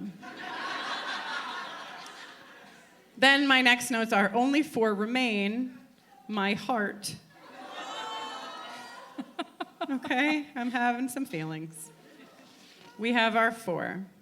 We've got some more season 1 callbacky biz. Let's take a nice stroll down memory lane, shall we? To simpler times. They're quipping. They're talking about what they're gonna do tomorrow. Giles, unheard by everyone, mutters to himself that the Earth is definitely doomed. And not only is that a repeat of the line that Giles said in The Harvest, but also Xander suggests mini golf, which is what Xander suggested in When She Was Bad after they defeated the Master. And the way that they part from each other is in reverse order from No. Got me. I know, I'm sorry. There's some things I didn't tell you backstage. Giles parts first. He was the 3rd person in this crew to meet Buffy. Willow was the 2nd person out of this crew to meet Buffy and is the 2nd. It's my job.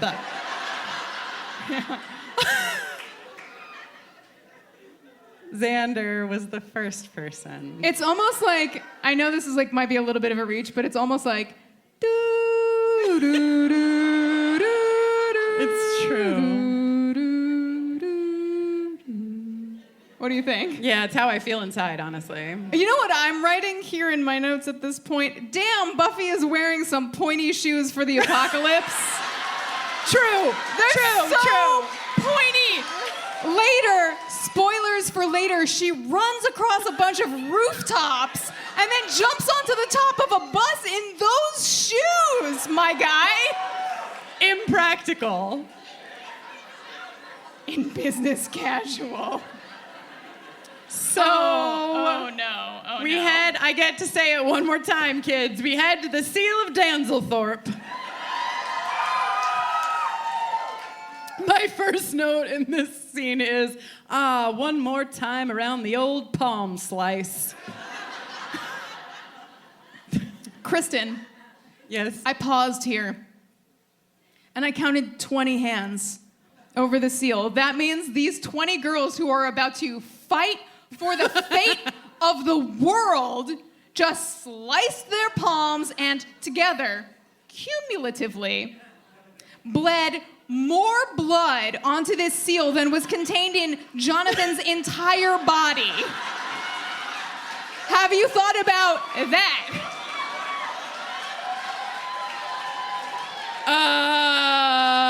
Excuse me, I have a jingle for that. Hell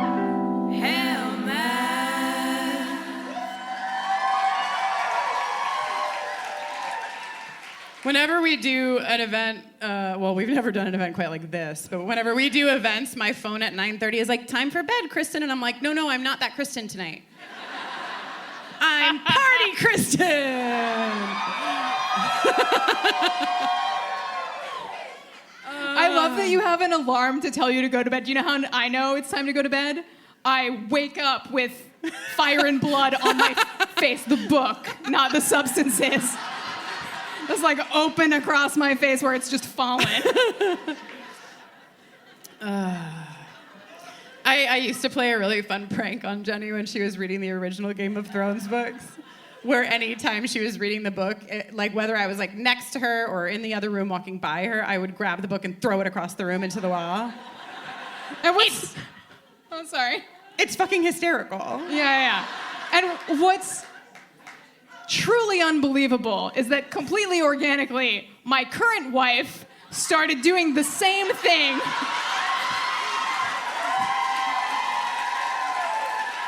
With absolutely no foreknowledge. So I guess I'm just asking for it. The legacy continues. Today, Jess and I were like, ooh, if there's ever a third wife, what do you want to do?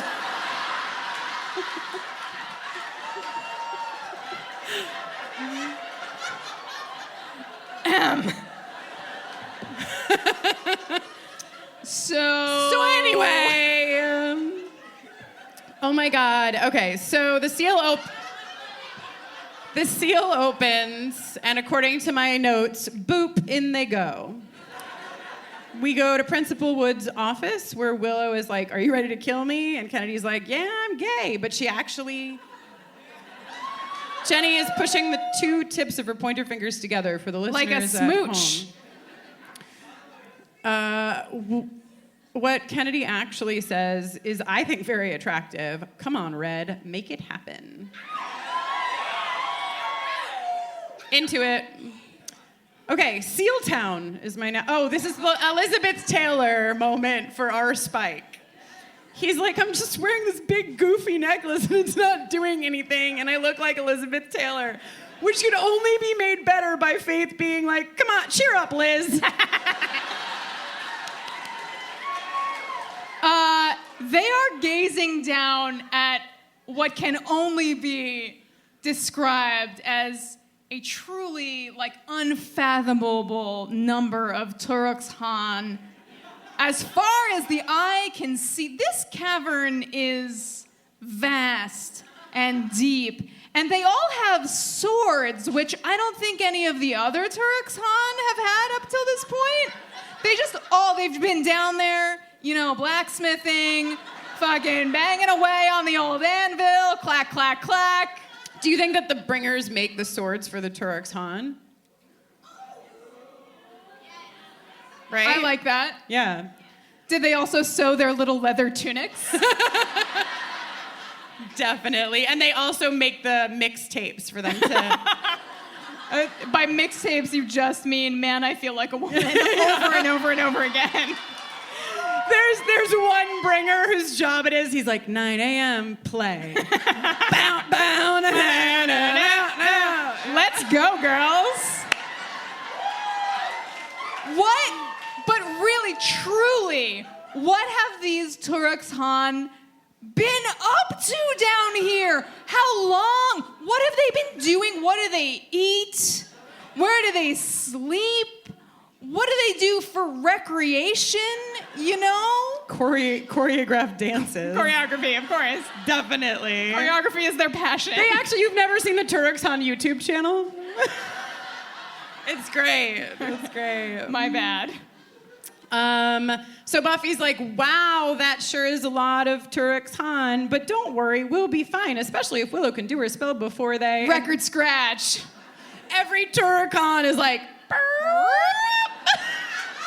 Why? Oh, why? In the holy fuck?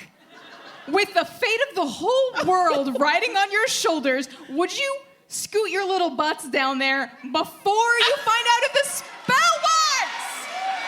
Why? This question is in everyone's notes. It's in my notes. It's in Kristin's notes. It's in Alba's notes. It's in God's notes. Why? It makes no sense except for drama. Oh, yeah. I forgot it's the finale. And you know, I mean, honestly, the best way to get a Turok Han to fight you is drama. Yeah, that's true. So, listeners at home, Jenny did jazz hands. Hell yeah. So, after the commercial break, the Turuks Han starts surging towards the fighters. We get a cut to Willow upstairs, a fantastic moment where she says, "Oh my goddess."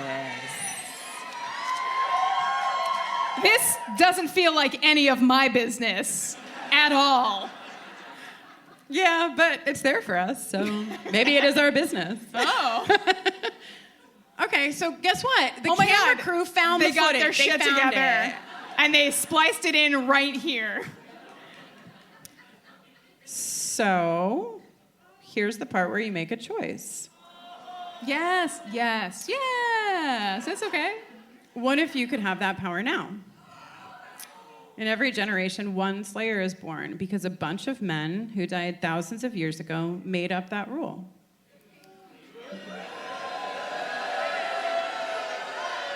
You're right, we can play it twice. The patriarchy!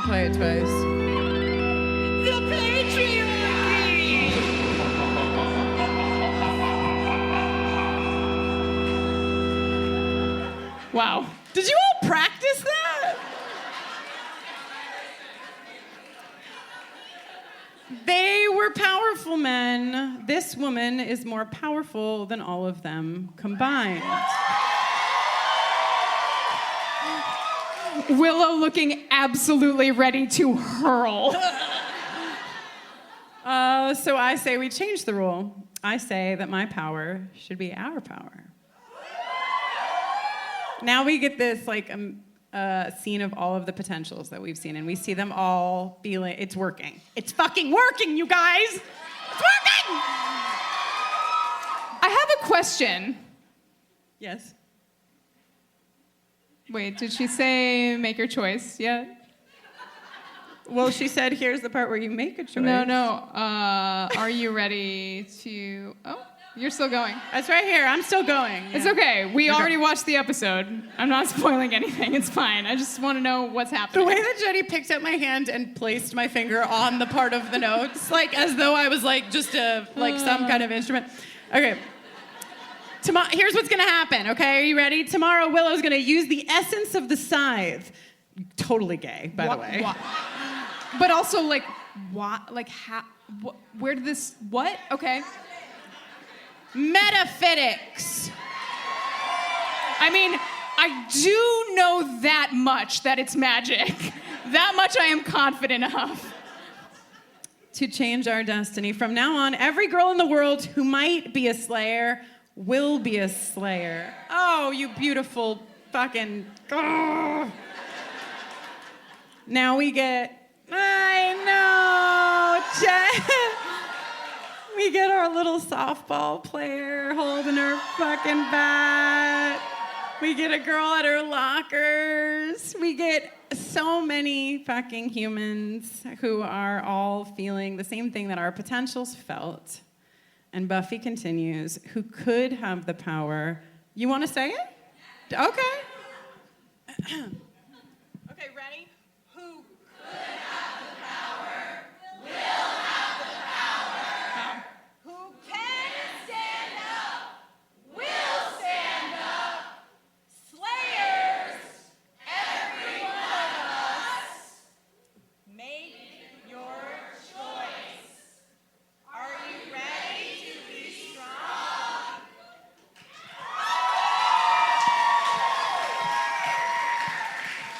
I just have a question. Yes. I just have one question. Yes. So somewhere the bringers have a list, right? Where's Sally's softball on that list? Like, the bringers are like, we fucked up. Look at all these people we missed. Oh, no. Buffy has like a page of Yellow Book in her hand. She's like, yeah, aged parchment.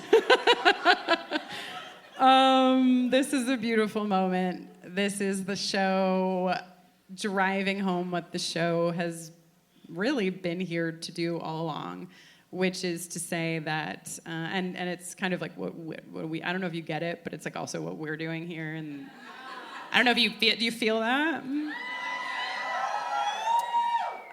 It's that by ourselves, individually, we can't always find the strength and the power, but when we hold each other up and we are together and we share the power, then we can defeat all the evil and the bad things. So.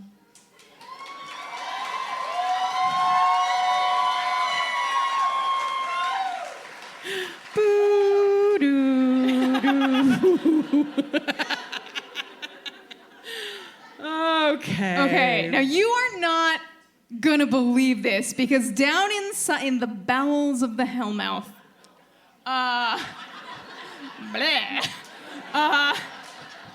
bitch.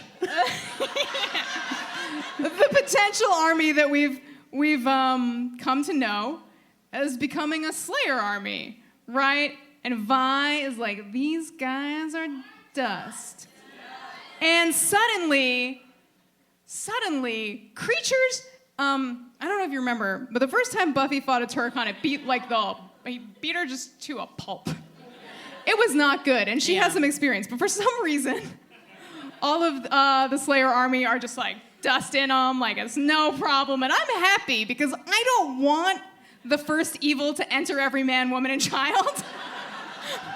But I also continue to have questions about the events of the finale. That is all. This is actually a conversation that is had. Like that it has been admitted that this was a choice. That like everyone was aware that the original Turkon was very powerful and these guys weren't. But that for the story, they were just like they rounded up the Turkon and they were like, so here's the part where you make a choice.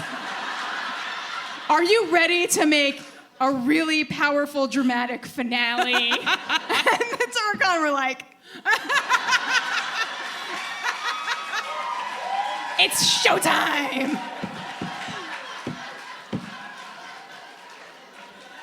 Oh, I really like making a podcast with you. Okay. It's fine. Can't stress this enough. Listen, it's fine. This is a safe space for me to share my feelings. Yeah. Okay. Willow's hair is white. When you experience a moment of complete happiness, actually, and you're a witch, your hair turns white.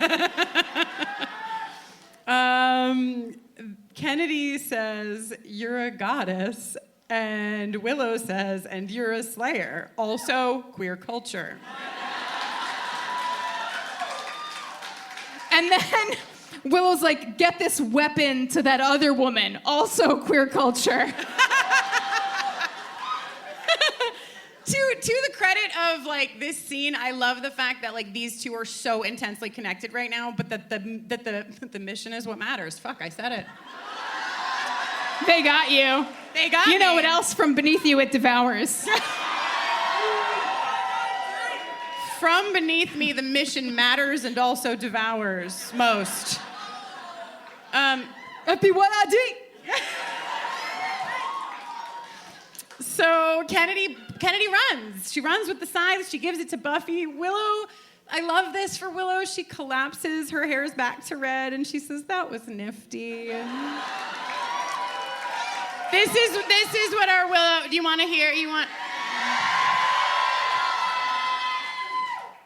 The podcast was 4 hours long. 2 hours were jingles.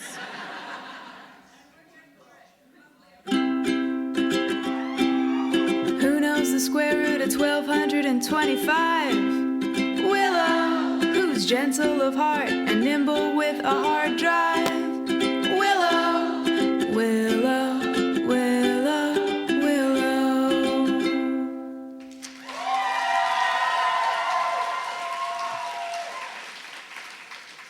You know, like some people at home have a bingo card. They're like, yes! Yes!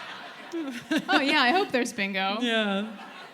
So the battle rages onward. Everybody's getting kills in with their newfound strength and power. There's some cool rope fight choreography mixed in with some extremely half-hearted background fighting, which I would highly recommend you go back and watch.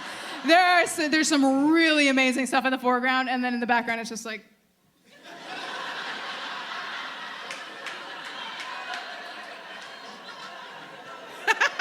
worth a peek. Worth a peek for sure.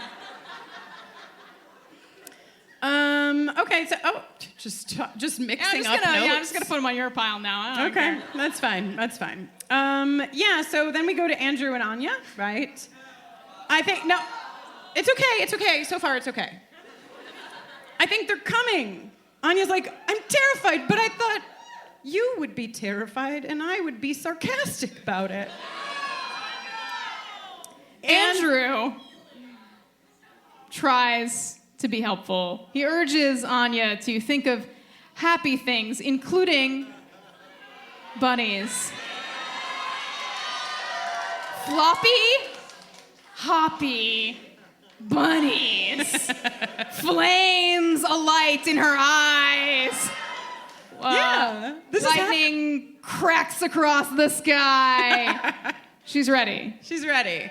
Robin and Giles are smooching.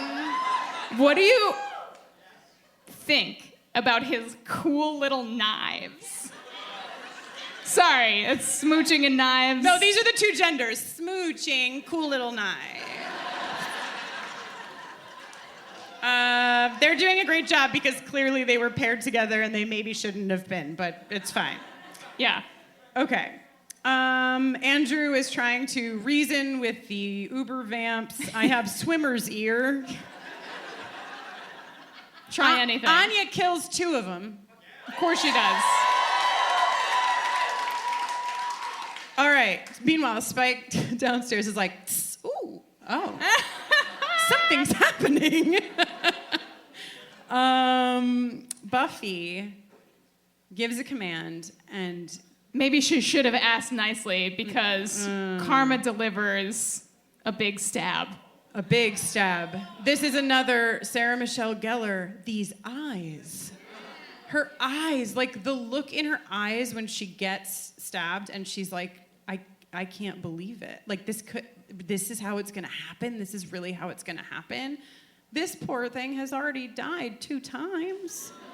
She's like 3? Really? It's not funny. And they take us to the commercial breaks in this episode are fucking cruel. Rude, actually. So rude. We come back and her best girlfriend is like, crouches down, and Buffy's like, hold the line. I know. I didn't write it, but thank you for acting like I did. Shh. Can Faith have her jingle? I certainly don't see why not.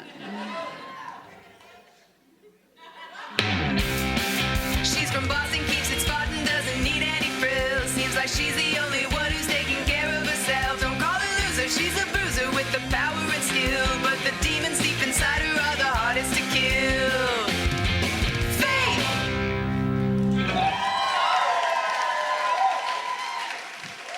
Honestly, incredible timing on the Faith. Like, you all really hit it. You really nailed it. So Faith has the scythe. And she fights. And Jenny is ready to say something.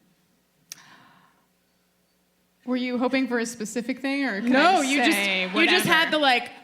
Oh, I'm always, poised. Upstairs, Dawn and Xander have a cool little peekaboo sunshine thing rigged up.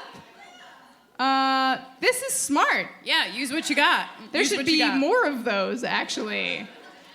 And then something completely unacceptable happens. I didn't do it. She didn't do it. I didn't do it. It happens. And we're sorry that it happens. What, in case... It didn't. It's an optical illusion, but we still have to tell you what the optical illusion was. It's ketchup, actually. But I love knowing that, like, my parents and my sister are like, what fucking happened?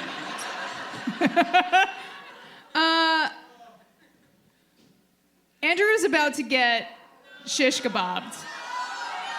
Cover your ears if you must. Is this what it feels like to perform Rocky Horror Picture Show? Yeah. Or like what the bare naked ladies felt like when people threw macaroni and cheese at them? I'm old! And a bringer slices Anya from behind, from her right shoulder to the bottom of her left rib cage. And I don't like it. You know who else? Wait, but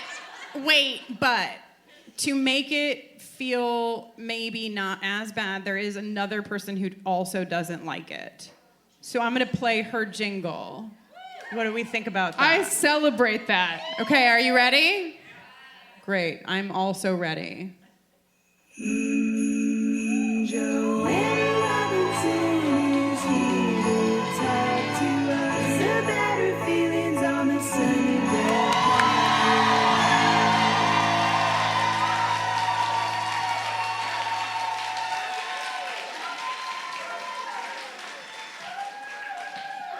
Joanna Robinson, and it's Dragon Night. Joanna Robinson is like the Slash of podcasts. She can be on all podcasts at once. This is just but one of her powers. Did somebody say gelding 2 hours ago? I was thinking of you the whole time. Hi. Hi. I can't believe I was waiting for like 2 hours to make a Rocky Horror Picture Show joke, and then Kristin made it right before I came out. You guys are crushing it. You're really killing it. It's great. But yeah, Kristin asked me what I wanted to talk about when it came to the finale, and I said just one thing, gelding, no. I said Anya. I want to talk about Anya. It's unacceptable what happens to Anya. Yeah. Yeah, it's really fucked up. So I'm not going to get too far ahead. You guys are going to talk about what happens with other characters who may not survive this episode. You can talk about whatever. You can get ahead. But I feel like not only does Anya die here unacceptably, but there is not really proper farewell or moment of mourning for her. And it really bothers me. Xander later, I'm going to talk about this part. Xander and Andrew are talking about what happened, right? And Andrew's like, why did I survive, right? And Andrew has the wherewithal to be like, this is fucked up. She was really brave. She died a hero. She died protecting me. And Xander's like, that's my girl, always doing the dumb thing, right? So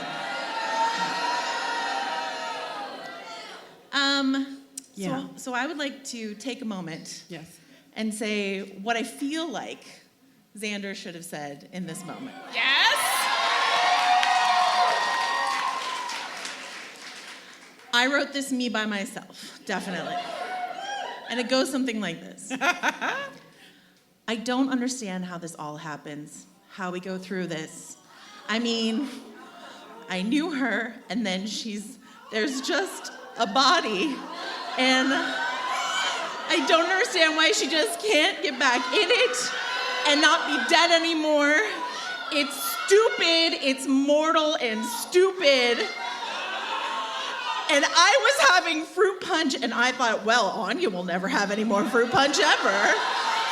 And she'll never have eggs or yawn or brush her hair, not ever, and no one will explain to me why.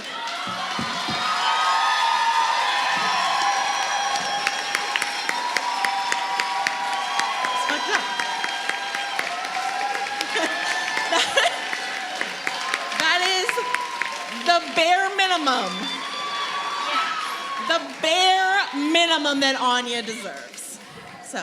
Wow. Good thing you didn't tell either of us you were gonna fucking do that. My whole head just like split down the middle. I agree. Yeah. I agree. So, the other main thing I wanted to say is that while we might not always agree with every decision that this show or the people who create the show make, what I have loved about this podcast and all of you is that as we grow up, as we think about Buffy through the lens of, when did you guys start? 2016? You know, through to 2022, as things have come to light about certain people who are responsible for crafting this story, what has been really important is all of you and these two amazing people keeping the flame of what we love about this story alive, and that has been tremendously important for a lot of us.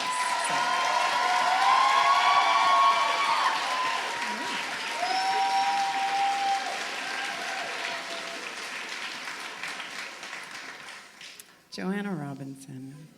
Kristin Russo. Jenny Owen Youngs.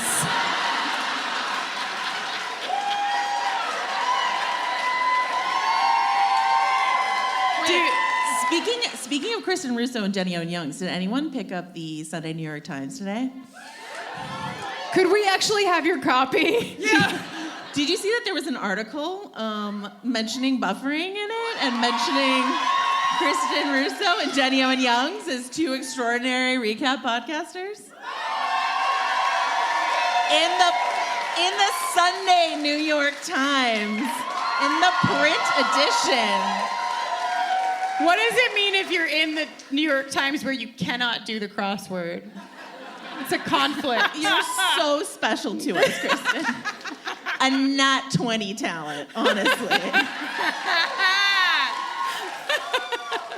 Joanna Robinson. First of all, Jenny, do you want to switch seats for a second so you can sit next to Joanna Robinson? That would please me. Yeah. I can feel her, like maybe she's going to jump through my body to get to you. The reason I was going to sit on Jenny's side is because we decided in the custody arrangement that Jenny gets me when a dragon show is on. Yes! Yeah. Yes. That's when I belong to Jenny, so hi. That's when Jenny is like, so tell me everything you know about dragons, and I don't know what you ask about. That's why it's her season. Gelding. Yeah, gelding. Lots of gelding, little incest, just a little. Something that I want to say, and you know, as previously discussed, I don't think about what I'm going to say before I say it. Yeah, just start and see where the night takes you. But Joanna Robinson is one of the biggest reasons that we are sitting here. For the fact that Jenny loved Joanna's podcasting, and that was part of what made her want to do a podcast and that. But also, like, in the year 2018, when Jenny and I were first moving through our divorce, it was really, really, really fucking hard. And we were like, please, can we hold on to this thing? But also, everything is so hard. And I, like, as though Joanna was our child, I took Joanna to dinner here in New York City. And I was like, Mom and Dad have something to tell you. No. First was the, like, expensive bottle of wine. And the, like, delicious roast chicken dinner, and the exclusive, like, restaurant down a back alley that no one knows about. Freeman's Alley is where it went down. Yeah. Now everyone knows about it. Yeah. Anyway, Joanna was like, I'm here, and I will do anything that you fucking need to help you. And you did. And you podcasted with me, and you fucking just supported us through what was definitely the hardest time in our podcast journey together. And it is what bridged that divide. And I really don't know if we would have made it through that without you.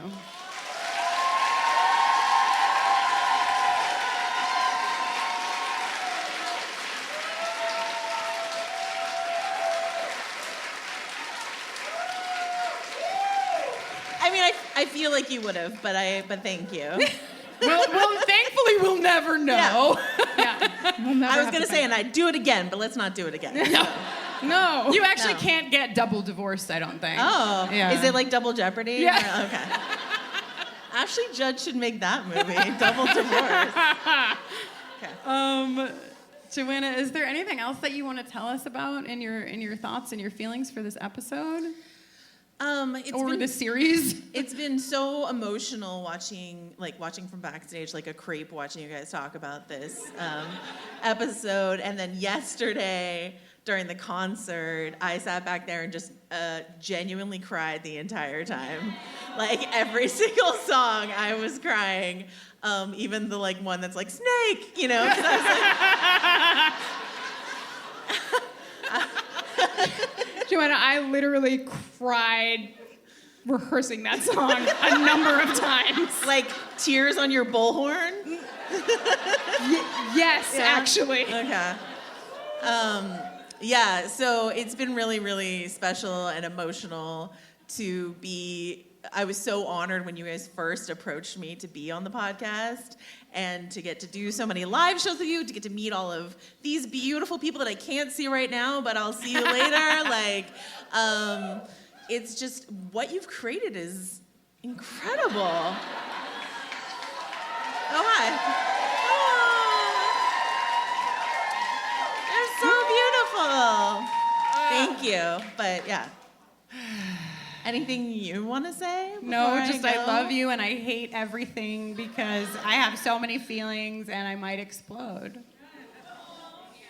Jenny? And I also love you, and I'm sorry about how many House of the Dragon texts you have and will continue to receive from me at all hours. I'm like, should I dramatically read any? Yeah, I'm like, oh.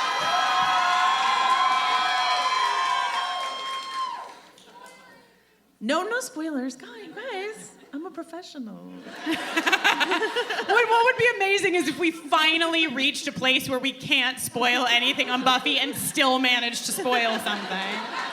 We're finally safe. But are we ever? Yeah, I'm trying to find the part where we talked about gelding, because that was really my favorite part. Oh yeah, there's a photo of your dog. That's great. Yeah. He's a good boy. Yeah. Break.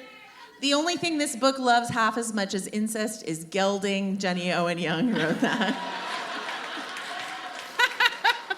George's two favorite things. Incest and gelding. Yeah. You're already running. I mean, I can peace out. You're running along. Should we get on with the show? Well, the thing is, no, but I guess we have to. Yeah. Well, because after we finish, then we dance. Yeah. Yeah. Okay. Yeah. Okay, everybody needs to take a deep breath. Yeah. Okay, follow me. We're gonna do 3 in and 3 out. Ready? Ready? Okay, here we go. Inhale. 2, 3. Hold it. Exhale. 2, 3. How do we feel? No, still bad? Okay. Joanna Robinson, I love you more than words could ever say. I love you so much. Thanks so much.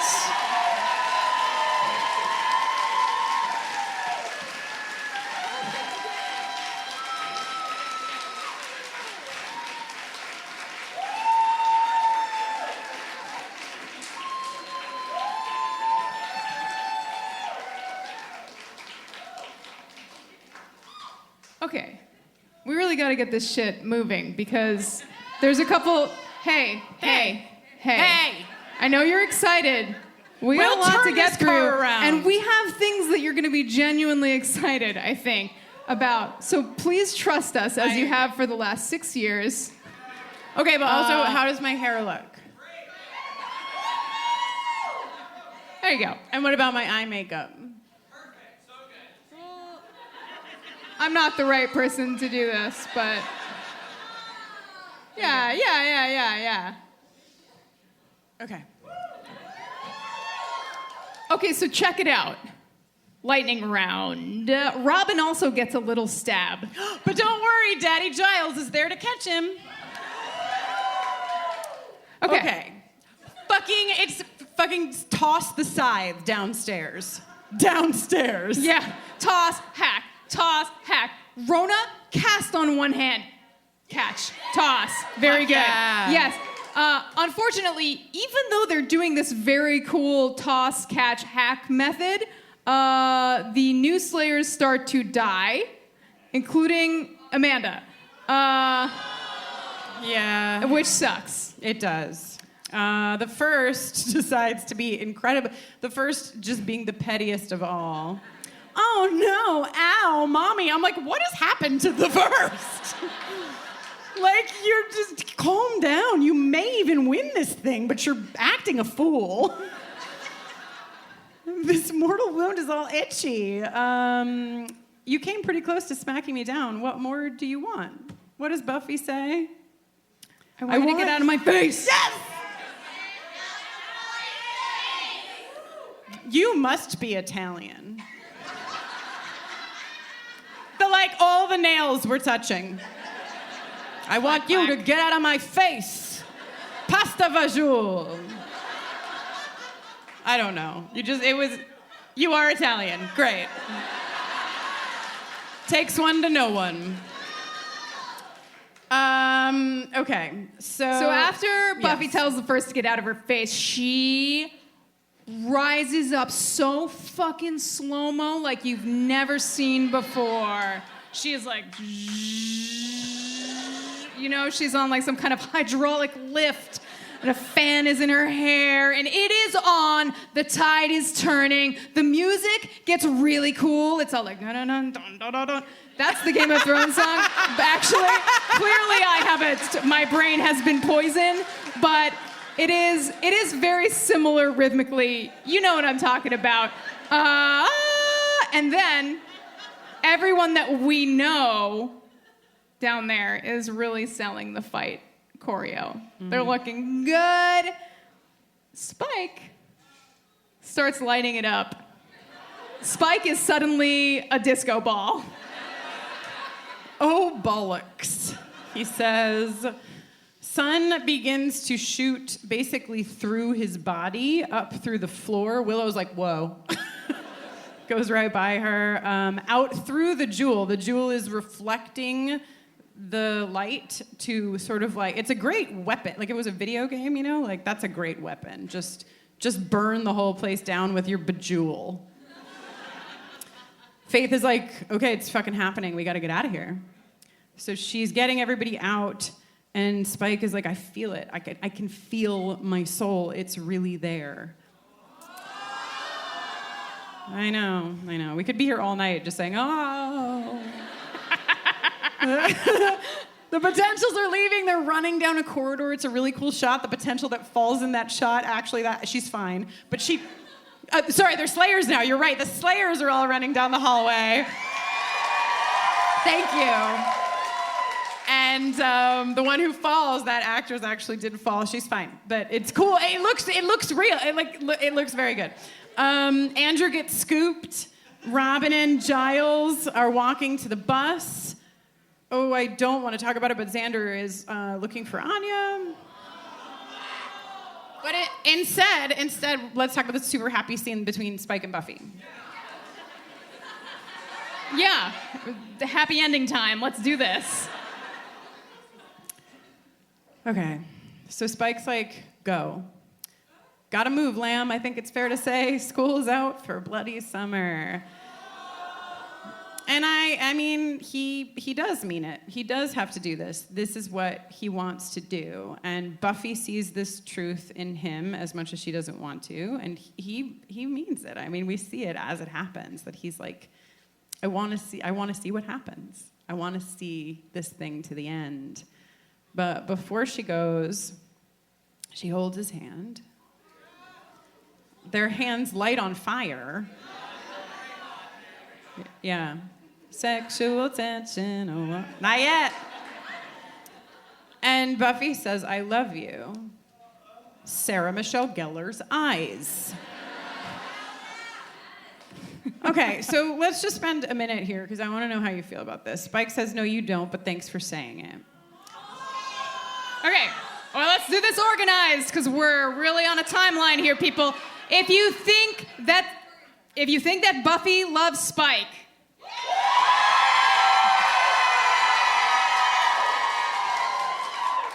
if you think that Buffy doesn't love Spike, LaToya louder than anyone? LaToya screamed for 12 people. Cool. I think that she does. Yeah, and I don't Best know. friends. I'm not saying like soulmate love. Yeah. And also, I'm just for the record not saying that about Angel either. But I do think that this is I do think this is love. Yeah. So Spike's like GTFO. I want to see how it ends. Yes. Buffy GTFOs. And then the way that it ends is that actually Spike becomes like the sun and explodes the entire underbelly, the whole hellmouth beneath Sunnydale. I mean, first and foremost, I would never have not given my Spike his jingle. But second of all, I love answering to your demands. Here. Spike, I love you. Spike, so dreamy. Spike, your trench coat. Spike, I love you. Spike, your blackness. Spike, peroxide.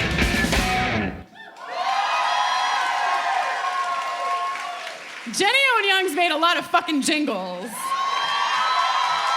I really did. I really, really did.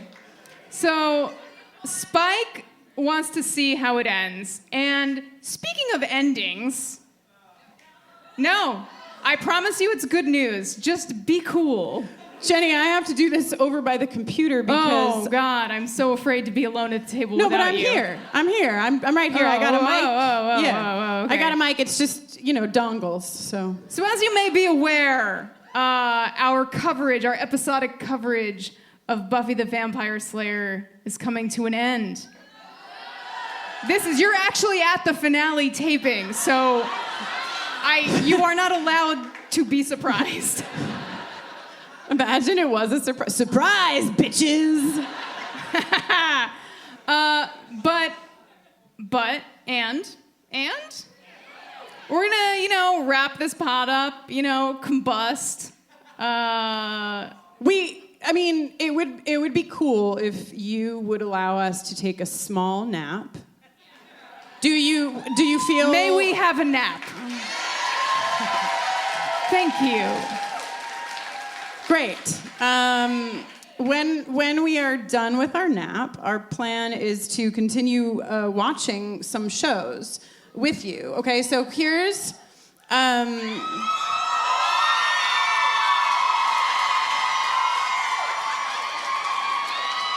A beautiful little logo. So you get it, that's like the steak, right? But it's a remote and that's the TV. So this logo, we actually have, this is a big deal. We have 2 fucking logos. It's a big fucking deal. Yeah. So this is the overarching plan that we will rewatch things with you because it will be fun, actually. Allegedly. 2023 is a number that encompasses many months. We don't know when, but in 2023, when we wake up from our nap, we have a show we thought you might like to hear us talk about. And it's Ever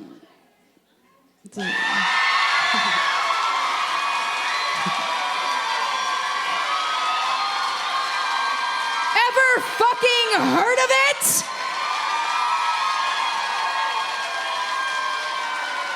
Oh, Kristin was gonna add audio to the slide, but then she ran out of time, so it's my duty to tell you.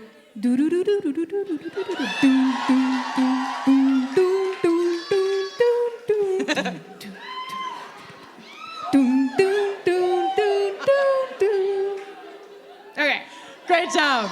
Great job. I have never seen The X-Files. We did a test run. I was like, I think this would be a good next show.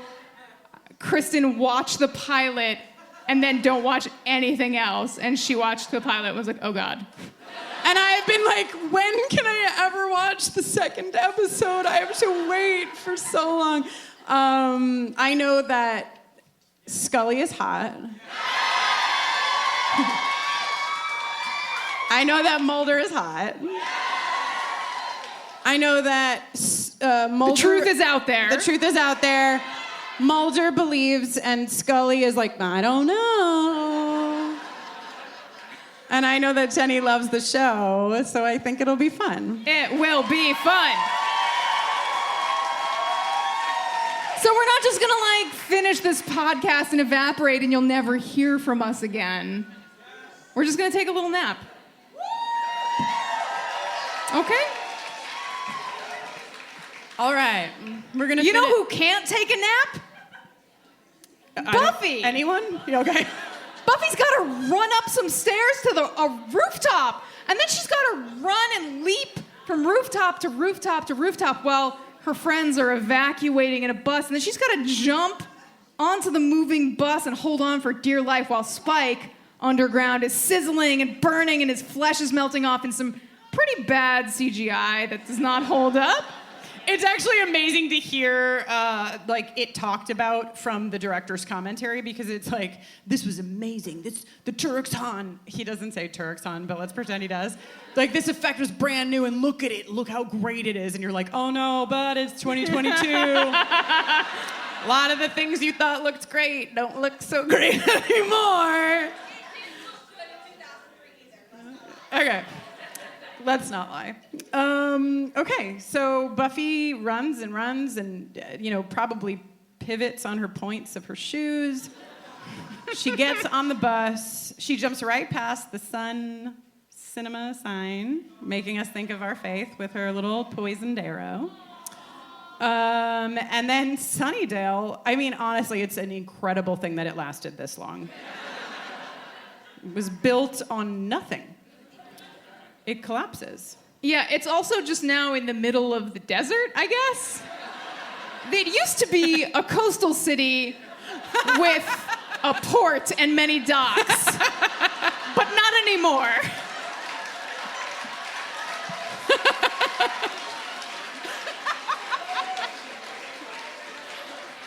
It's just the Grand, and this is how the Grand Canyon was made.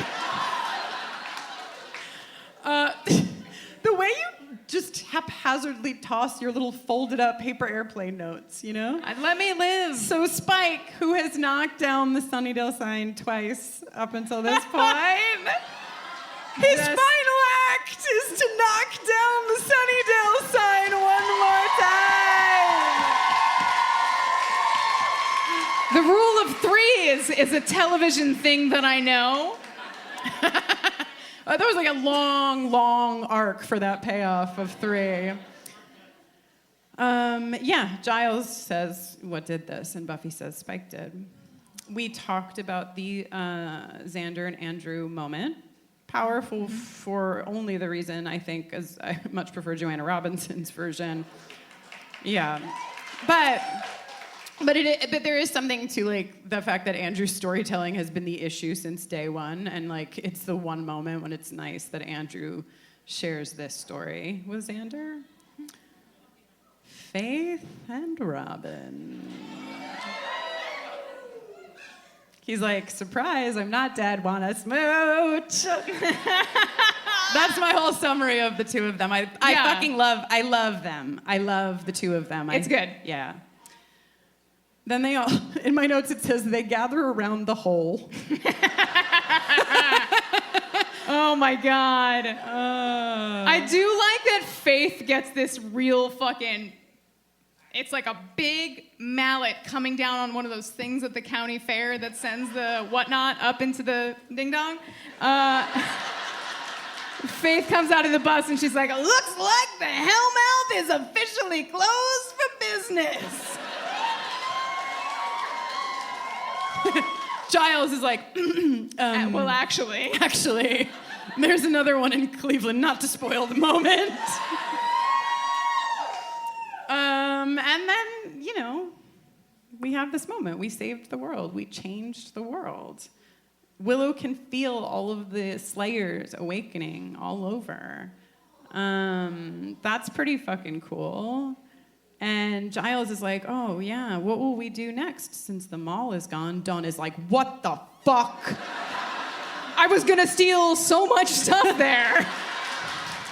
That R&B just opened. And Faith, just like us, would like to take just a small little nap. And this, I love the way that this ends, that it's sort of like, so what do we do next, Buffy? They're like, what are you gonna do? And the answer is smile for the first time in season 7.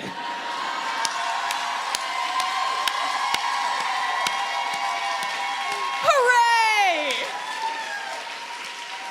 This poor woman, let her live. Oh my goodness gracious.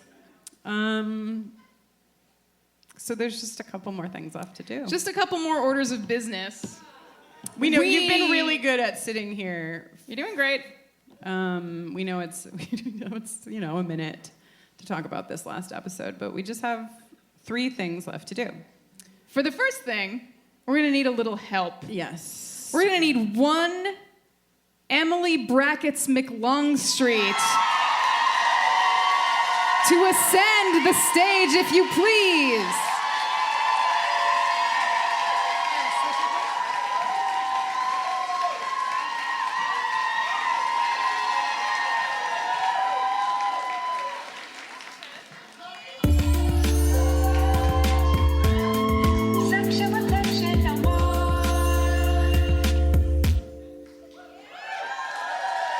It's fucking time. For the first time ever, the architect of our sacred bracketometry that comes at the end of every season, Emily Brackett's McLongstreet, is here to help me introduce to you our final flight of slots and the noms we'd like to cram into them. Yeah. Nice. Okay. I can't believe I'm doing this for the last time.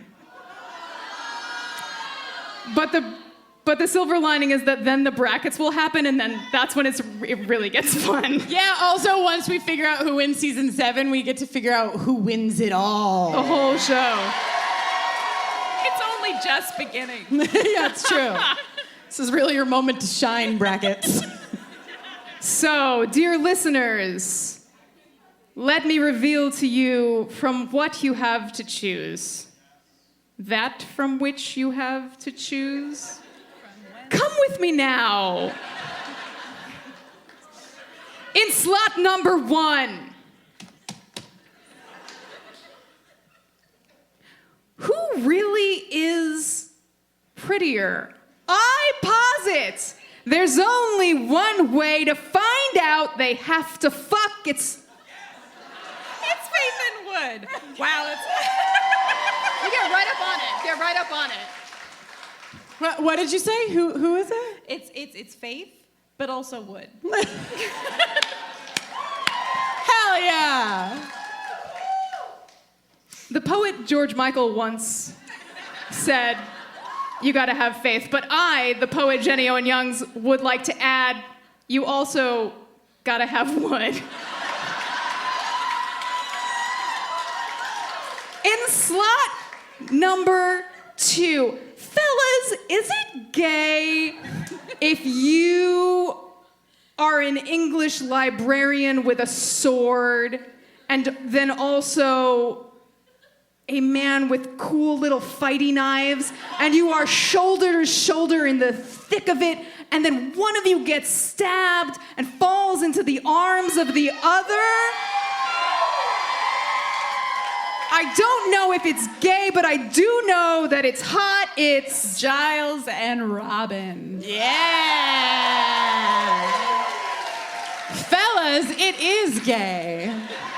And that's okay. In slot number 3, there comes a time in a young girl's life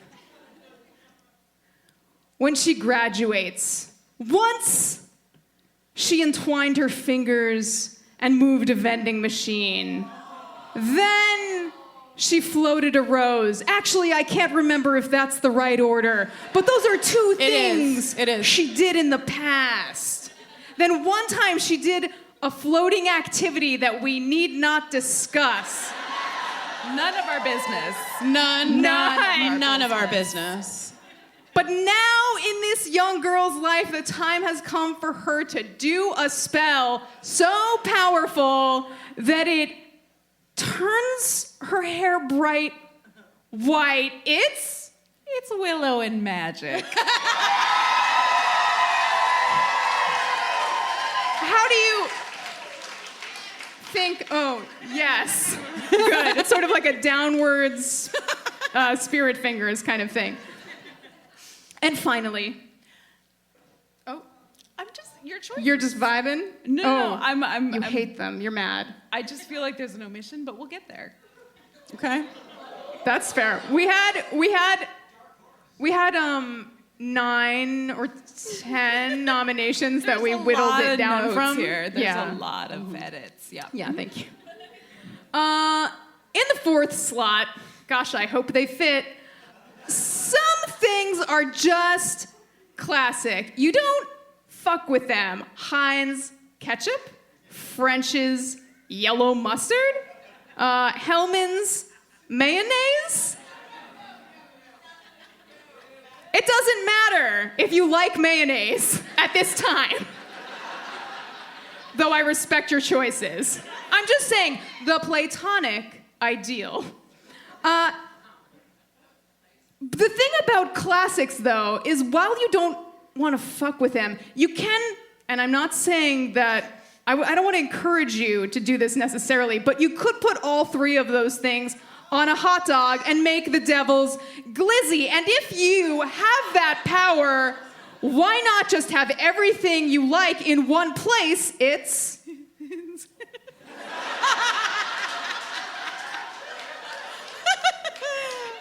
Buffy, Angel, Spike, and an oil of some kind.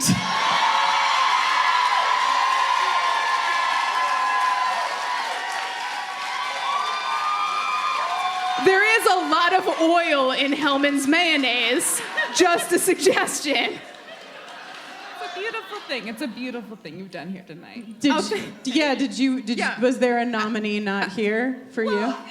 Like, say there was someone who you had a lot of complicated feelings with, and then you, like, slept next to them for several nights in a row, and it gave you strength to, like, fulfill your actual duty in the world, but then, like, you couldn't really seal the deal because you had a really complicated history. But then you held hands, and you lit on fire, and you left right before something could happen. So like, that's it. I agree. But they're here. A tense moment. But they're here. No, they are. With two other great also things. with mayonnaise. You're right. With mayonnaise. The mayonnaise makes it better. I'm an amateur. You're the pros. Do you know if you can, in the brackets, take the winner of this plus Buffy and Spike? I've got a lot of work to do. Yeah. I've got some photoshopping. I'll make it work, guys. Amazing. Emily brackets McFucking Longstreet. The one and only. We love you so much.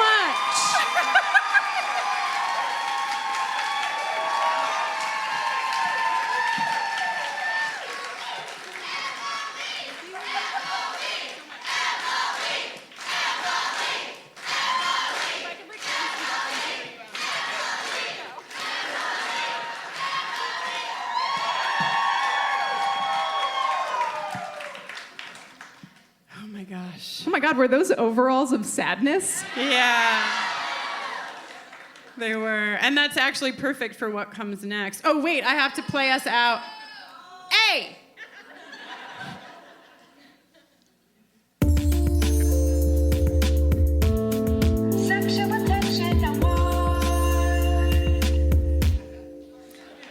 Okay. We literally just have two more things, and they will not take too long. So quick like a bunny. So quick. The first one requires us to just like stand up and move over there. Okay, so just like give us a second to assemble our Just gotta microphones assemble a thing. and instruments, and we'll just. Okay. Oh yeah. Don't worry. She's a professional. We're just vamping until everything's in. Now it is. You guys, everything is going to be okay. Yeah, y'all act like the town you live in just totally collapsed into a hell cave. Everything is fine. We're here together. Everything's okay. Oh no. Okay. And that's never gonna change. No, I'm fine. You feel ready? Sure. Wow, we did that in unison. It's the end. It's the end of the episode. We've had some highs. We've had some lows. It's the end. It's the end of the episode. And everybody's lost now that they know. They can't see where to go or how on earth to get there. They've made it up till now, and so it's the end. It's the end of the episode. Guess we'll figure out together where we'll go. We've got lots of awards for attention to mail, jingles to write, and spoilers to veil, hunks to examine. We'll manage somehow. Erotic novellas await, but for now, it's the end. It's the end of the episode. And you know, we hate to say goodbye. It's the end. It's the end of the episode. If you'll excuse me, I have something in my eye.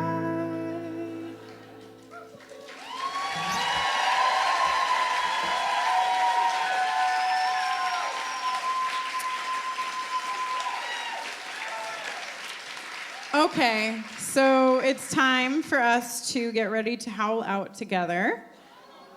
And we want to call up Morgan and LaToya, Mack and Alba, Joanna, Emily McLongstreet, Jeremy Rodriguez. Come on, come on, come on, come on. Also, is it possible to turn our house lights on so that we can also get a capture of all of you howling out with us? My dad has been practicing to howl with us for a long time. Peter Russo, pay attention. It's almost your big moment. You ready to howl?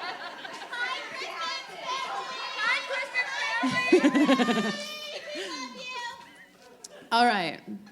Who are you? I'm Jenny Owen Youngs. It's so interesting because I am Kristin Russo. What are the odds? And for the last time.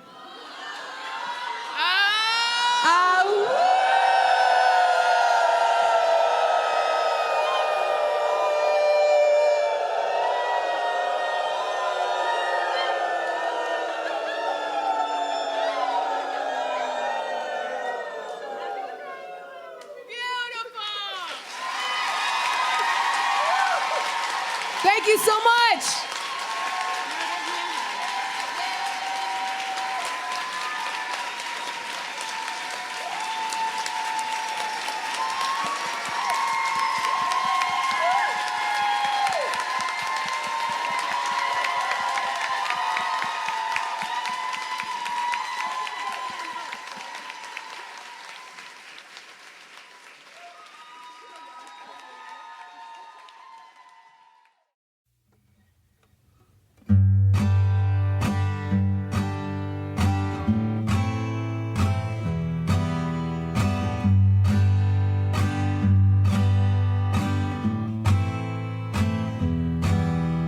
Seems like only yesterday and 100 years ago that I first put my foot down on this ground I've come to know.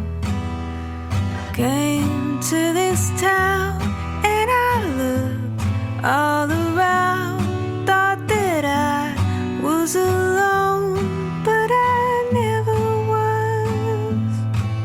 I never was, 'cause you've been here as long as I can say, shining so bright, you carry the light, and you hold fast forever and a day, deep in my heart, chasing the dark away.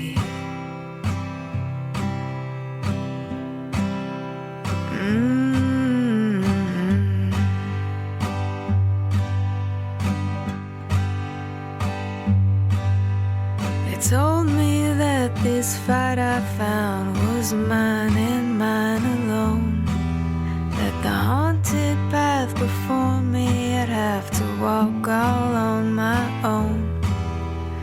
Came to this town and I got kicked around, thought that I was alone, but I never was.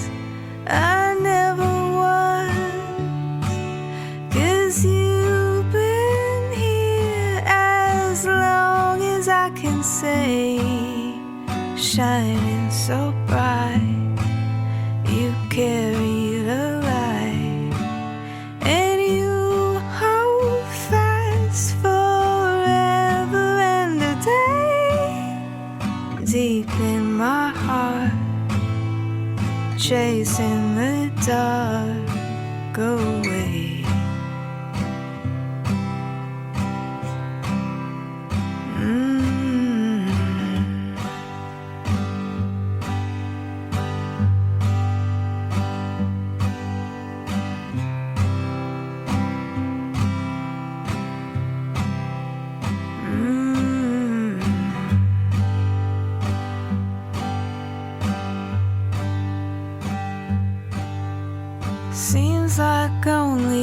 yesterday and 100 years ago. And my entire life got changed when we first said hello.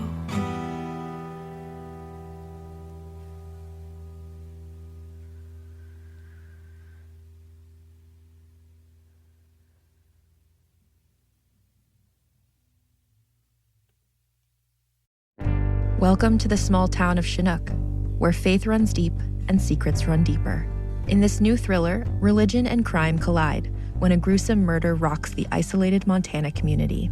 Everyone is quick to point their fingers at a drug-addicted teenager, but local deputy Ruth Vogel isn't convinced. She suspects connections to a powerful religious group. Enter federal agent V.B. Lauro, who has been investigating a local church for possible criminal activity. The pair form an unlikely partnership to catch the killer, unearthing secrets that leave Ruth torn between her duty to the law, her religious convictions, and her very own family. But something more sinister than murder is afoot, and someone is watching Ruth. Chinook, starring Kelly Marie Tran and Sanaa Lathan. Listen to Chinook wherever you get your podcasts. Do you know what lies within nothing? No.